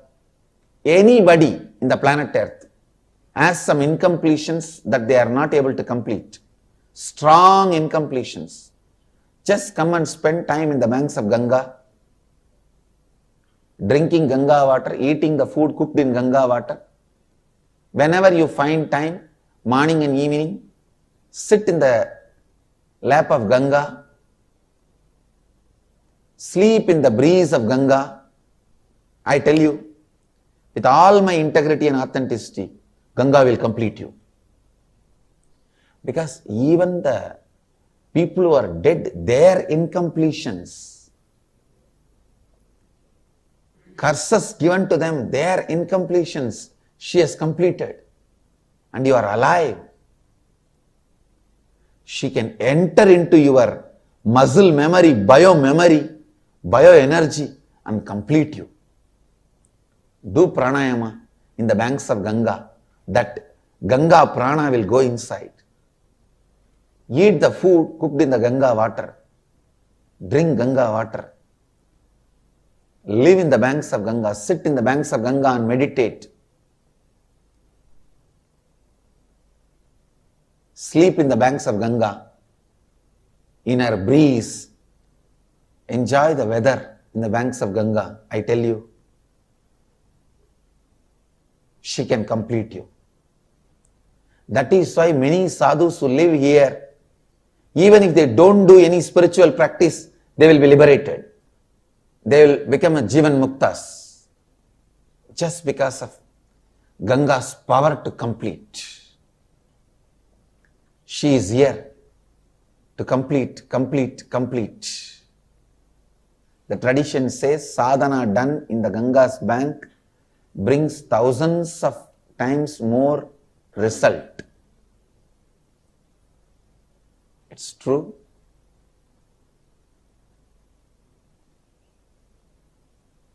Ganga Mata is such powerful energy, such beautiful energy, such great energy. The largest worshipped deity is Ganga. She is the Kalpataru for planet Earth. Whatever whoever wants, she goes on showering. She is like a mother. Physically also she gives what do you want, and spiritually also she showers what do you want. She is the Kalpataru. Come on, meditate on Mother Ganga. Let Mother Ganga be a Kalpataru.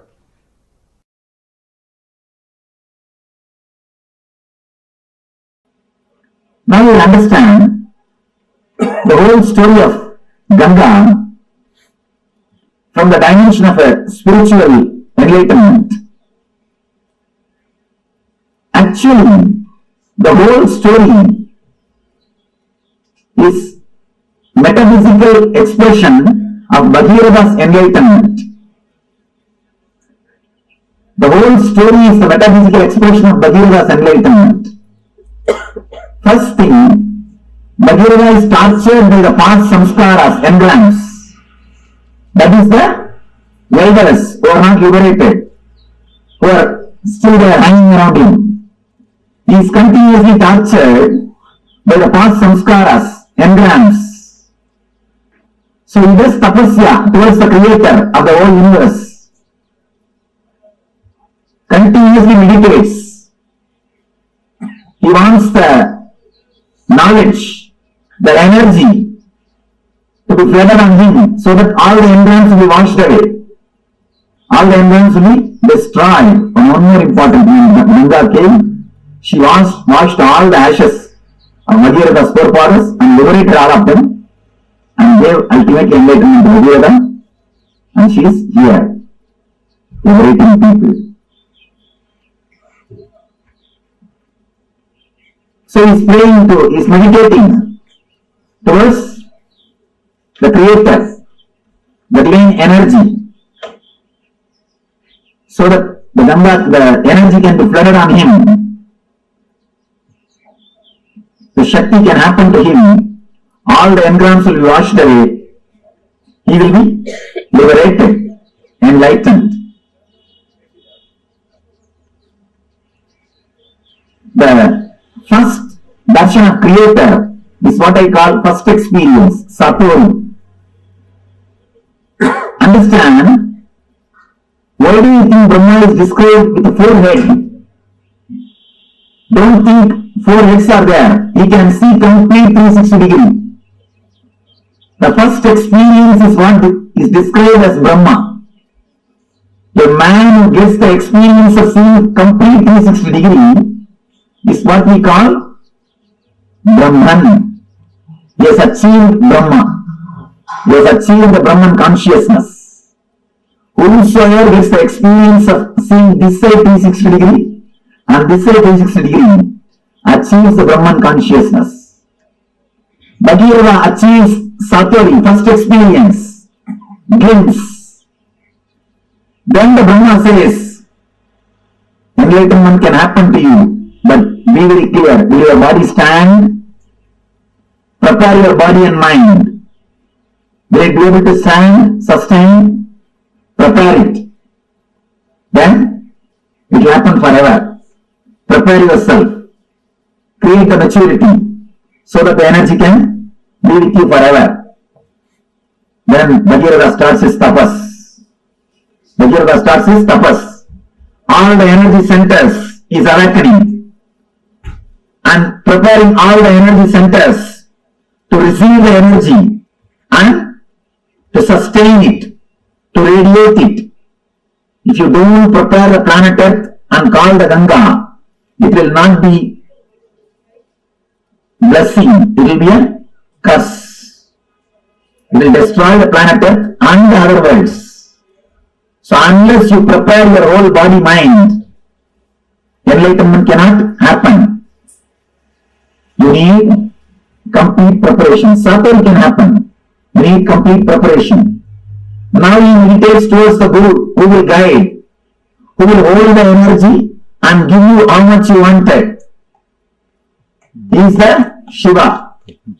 He meditates on the Guru, Shiva, and asks, Master, when I have the experience, see my maturity and take care of me. Let me grow with maturity and energy. Just take care. How much I mature, that much supply the energy. Please let you be the safety valve. Let you be the dam. Then appears Guru, says, I'll take care, don't worry. Then, once everything is ready, he has to prepare the base for the energy to land, is Anandagandha Chakra. Anandagandha is the base on which directly the Ganga can land. Ganga can descend. So he creates all the 7 cities, 7 chakras. He clears the roots, opens all the chakras, makes himself mature. So that when energy descends on him, when enlightenment happens on him, it can stay on him and help the whole world. It will be a blessing for him and to the whole world. He continues to do tapasya. He propitiates all the devatas, means the devatas who are residing in every chakra. Then comes Kala Bhairava, in charge of Varanasi Swadhisthana Chakra. And he asks, please give me the way for Ganga. Kala Bhairava says, surely I will give, but tell her she should go round. She should be around me. She should be in me. That is why Swadhisthana, energy is installed in Swadhisthana. Energy is installed in Swadhisthana. It is Swadhisthana where the self is established. Himalayas is Anandagandha. Varanasi is Swadhisthana, where the energy is installed, where the whole energy takes a turn, where whole energy takes a turn. He propitiates all the devatas, prepares the whole thing, then intensely starts meditating, calls the Ganga. So Brahma blesses, Vishnu blesses, Ganga has come out of the Kamandalu, straight away she is landing, but still enlightenment has not happened. Ganga has left there, but she has not landed here. Whatever can be done, all the tapas is done. Everything is done. Whatever meditations can be done, whatever tapas can be done, whatever study can be done, everything is done. Enough. Now Ganga is not happening. He just relaxes, dropping all the efforts. Enough now, nothing can be done. What to do? Nothing can be done. So when he relaxes, surrenders at the feet of Guru, the Lord Shiva, out of his grace and compassion, he moves one hair. Then lands Ganga in Anandagandha Chakra to flood the whole world with the spiritual energy and runs to all over the world, not only to Gangasagar, till LA. And moves all over the world, and blessing the whole world, giving the Yuga Suba and Parasuba. Not only washing the embryons of Bhagirata, blessing the whole planet Earth, whole universe, by radiating the divine energy, by radiating the spiritual energy, by radiating Ananda Shakti. Ananda Shakti, the Ananda Shakti, which has liberated Bhagirata, which has liberated the whole humanity, which is liberating millions of seekers. The Guru's grace, Ananda Shakti, let it liberate all of you. Let it flow in all of you. Let it be in all of you. Let it purify all of you. Let it radiate in all your beings. Let you all become channels of Ananda Ganga. Let you all become Ananda Shakti.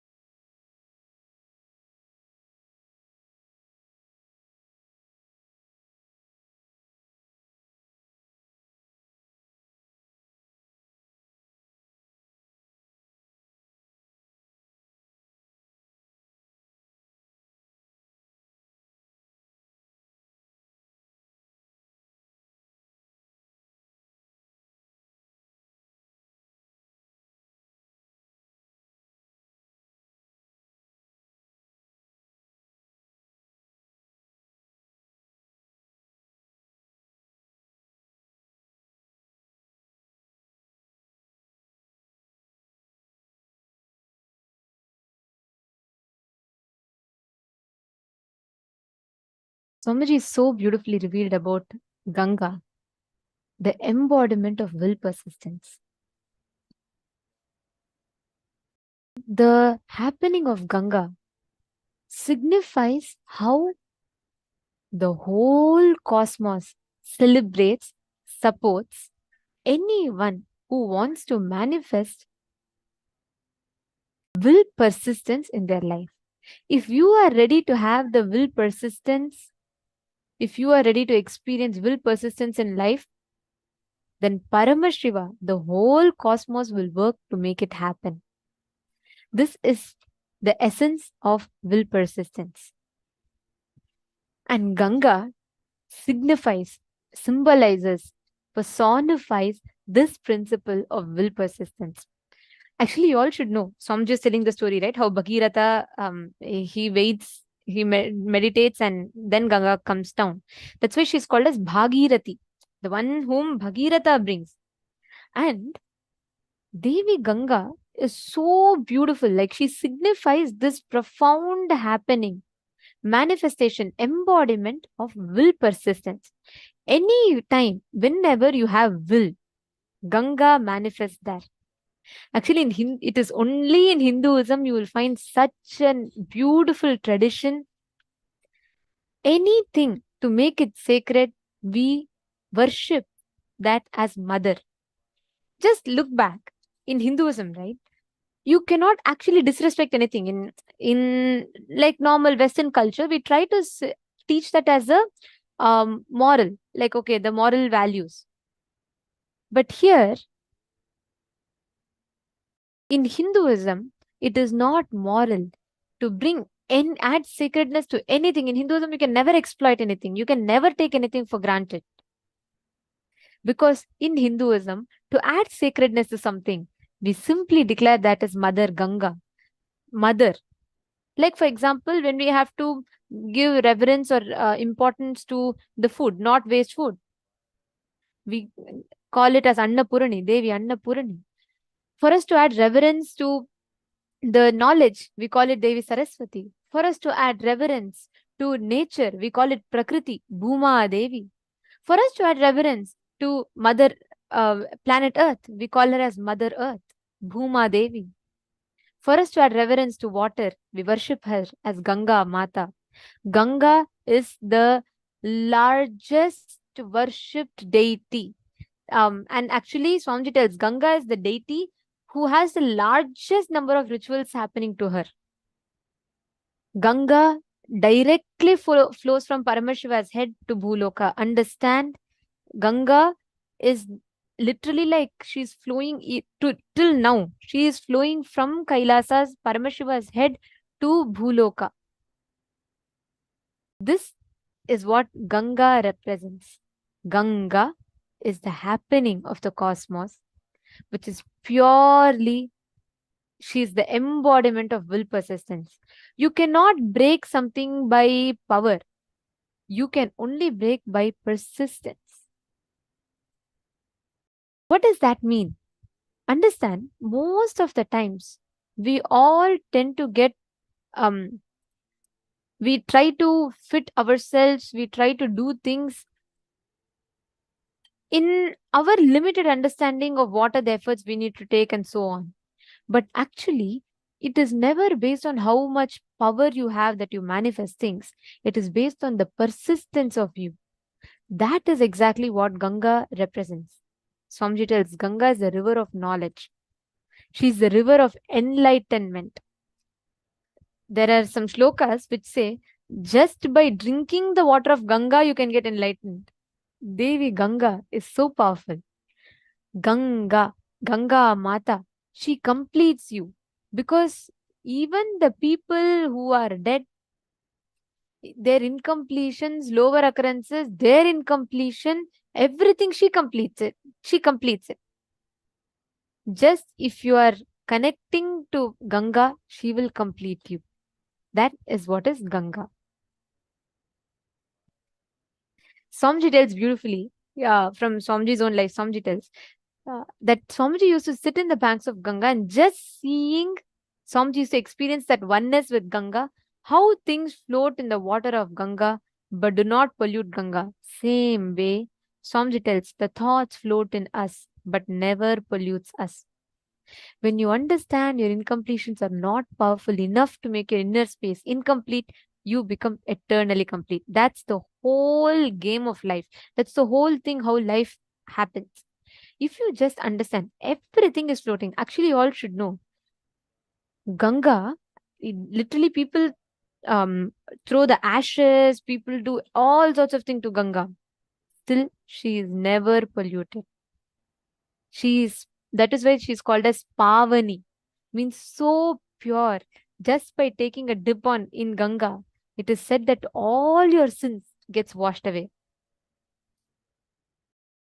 Actually, the best way to experience Mother Ganga, experience completion with Ganga Devi, is just to meditate in her presence, just to experience her presence. I request every one of you to sit for a few minutes. We will now be connecting to Mother Ganga, the Ganga energy. Just seeing Swamiji in Ganga. When you just connect to Swamiji as he enjoys Devi Ganga, even if you just watch, connect to that, you'll experience tremendous completion. You'll experience so much of healing in your inner space. And we're going to be doing that process now. See, you don't need to do anything. Just connect to Swamiji intensely. And now we are going to be watching some oneness capsules where Swamiji is enjoying Ganga. And let us all take a few minutes to connect to Devi Ganga. Sit straight. You cannot understand Ganga by trying to grasp her, but you can experience her presence.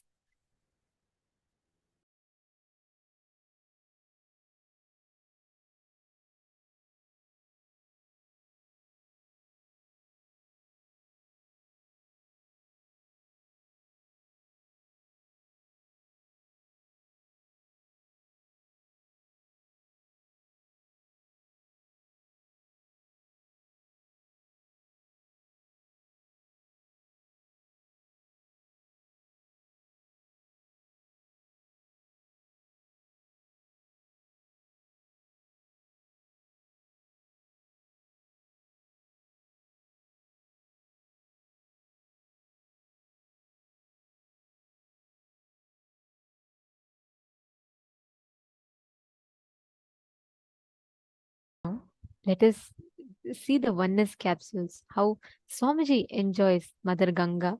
Just connect to it. Just watch and connect to it. That's all. You don't even need to do it like a meditation process.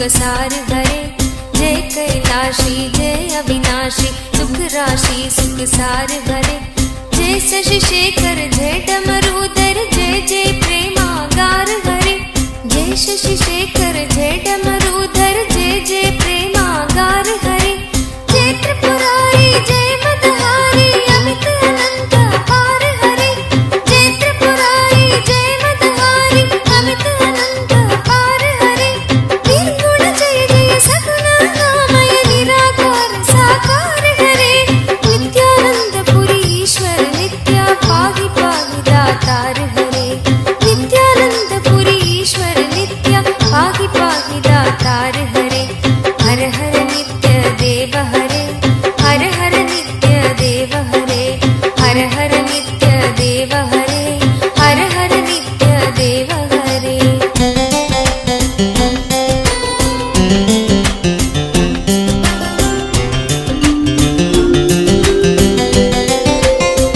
नित्य रामेश्वर नित्य नागेश्वर वैद्यनाथ केदार हरे नित्य रामेश्वर नित्य नागेश्वर वैद्यनाथ केदार हरे मल्लिकार्जुन सोमनाथ नित्य महाकाल ओंकार हरे मल्लिकार्जुन सोमनाथ नित्य महाकाल ओंकार हरे त्रयंबकेश्वर नित्य घुष्मेश्वर भीमेश्वर जगतार हरे त्रयंबकेश्वर नित्य घुष्मेश्वर भीमेश्वर जगतार हरे काशीपति श्री विश्वनाथ जय मंगलमय अघहार हरे काशीपति श्री विश्वनाथ जय मंगलमय अघहार हरे नीलकंठ जय भूतनाथ नित्य मृत्युंजय अविकार हरे नित्यानंद पुरी ईश्वर नित्य पाहि पाहि दातार हरे नित्यानंद पुरी ईश्वर नित्य पाहि पाहि दातार हरे हर हर नित्य देव हरे हर हर नित्य देव हरे हर हर नित्य देव हरे हर हर नित्य देव हरे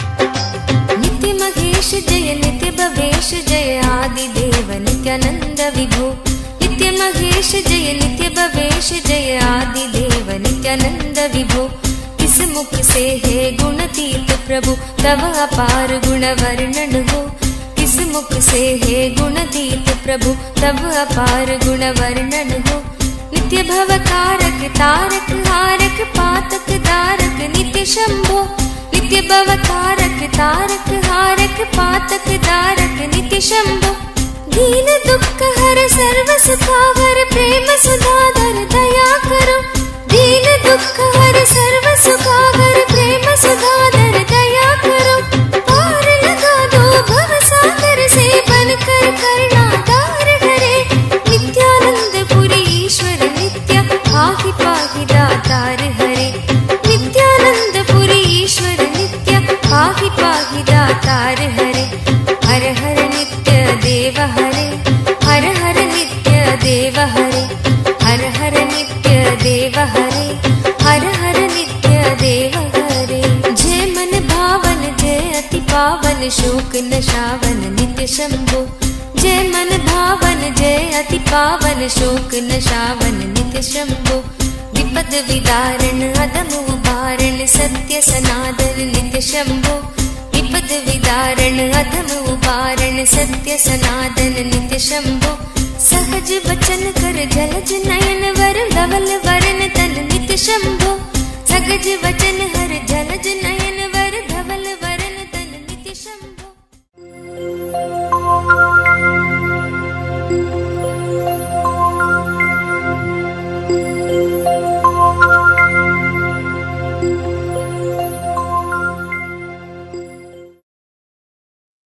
just connecting to the mother energy of Devi Ganga. This mother energy of Devi Ganga is enough to complete you. to fulfill you, overflow through you. Actually, Swamiji tells beautifully how each time that you experience, whenever you remember Mother Ganga, she just flows through you. She fulfills you, overflows through you. Understanding? If you just connect to this energy of Mother Ganga, actually, Swamiji tells very beautifully, whenever you experience that connection, right? Whenever you connect with Ganga, Swamiji tells the whole nature will listen to you. If you just build, you don't even need to do some extraordinary effort. Yes, Masiavu, I request you to please mute.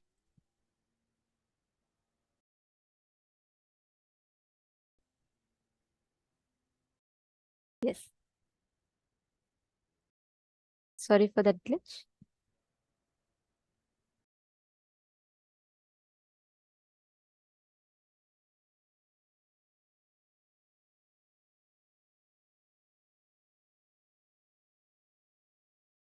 Hope all of you are able to hear now. Okay. Now, see, all of you are here, right? Just connect to Ganga. Sit now.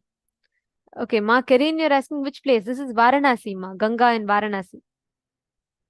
It's a very beautiful. Actually, you should see whenever Swamiji sits in the banks of River Ganga, right? Oh my God, Swamiji will just be in that overflowing love with the whole cosmos. Because, like Swamiji tells, whenever you sit, even sitting in the banks of River Ganga will overflow and fulfill you. Just sitting in the banks of Ganga will bring so much of completion in your inner space. You're understanding, Ma? Very nice. Actually, all of you sit now, intensely connect. You will see that just by, you don't even need to try focus, meditating, nothing. You can connect to Ganga and you will see automatically from that reverence when you worship, when you say, Ma, Ganga, please can you come, please can you just flow here? She will simply listen to you. Ma Jyotikonda is asking, it's Rishikesh. Actually, Ma Ganga flows all the way from Himalayas. She merges into Bay of Bengal. So it's a long journey. She flows in different paths. Swamiji has been to Ganga and Haridwar. Swamiji has walked along the banks of Ganga fully. So yes, in different places. This particular oneness capsule is from Kashi, Varanasi. All right. Now I'm going to request each of you here to connect with this mother energy, Devi Ganga, and manifest the power of being able to change the Vatavarana, change the temperature. Take a few minutes, chant the Mahavakya.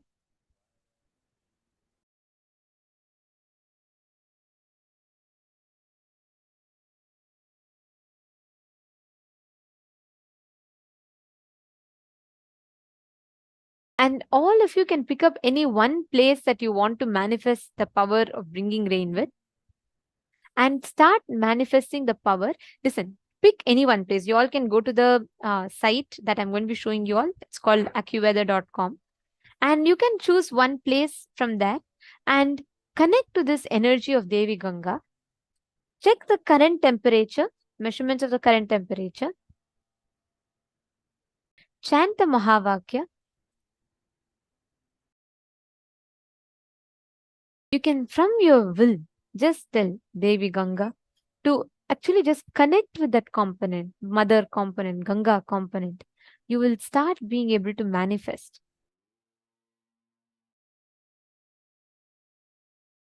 Paramashivoham Om Nithyananda Paramashivoham Om Nithyananda Paramashivoham Om Nithyananda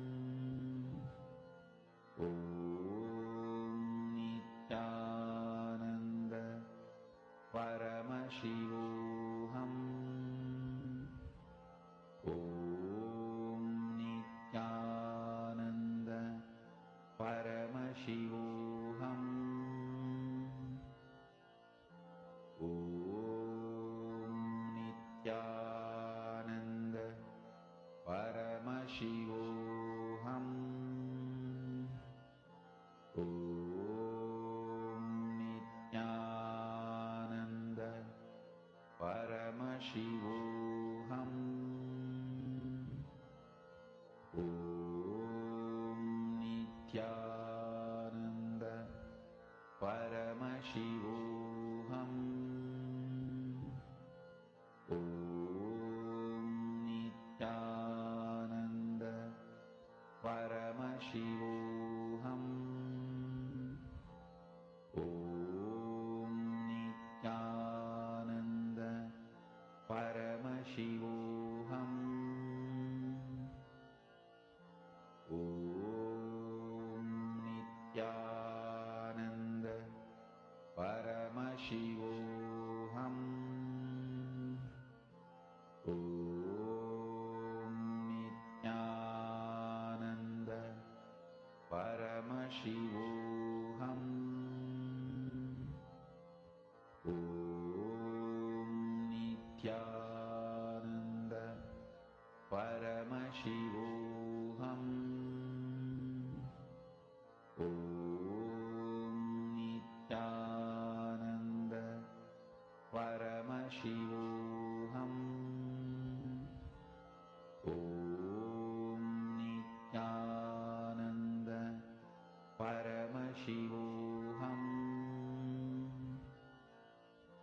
Om Nithyananda Paramashivoham. Om Nithyananda Paramashivoham. Mahamahavagya, spiritual lullaby for samadhi, and Suprabhatam, wake up call, wake up song for Paramashiva. This Mahamahavagya is spiritual lullaby for you to fall into samadhi. Suprabhatam, wake up song for Paramashiva to wake up in you. Just remember this one powerful cognition. This Mahamahavagya puts me in samadhi. This is spiritual lullaby for samadhi, and Suprabhatam, wake up song for Paramashiva in me. For Paramashiva to manifest. With this one spiritual powerful cognition, chant this Mahamahavagya.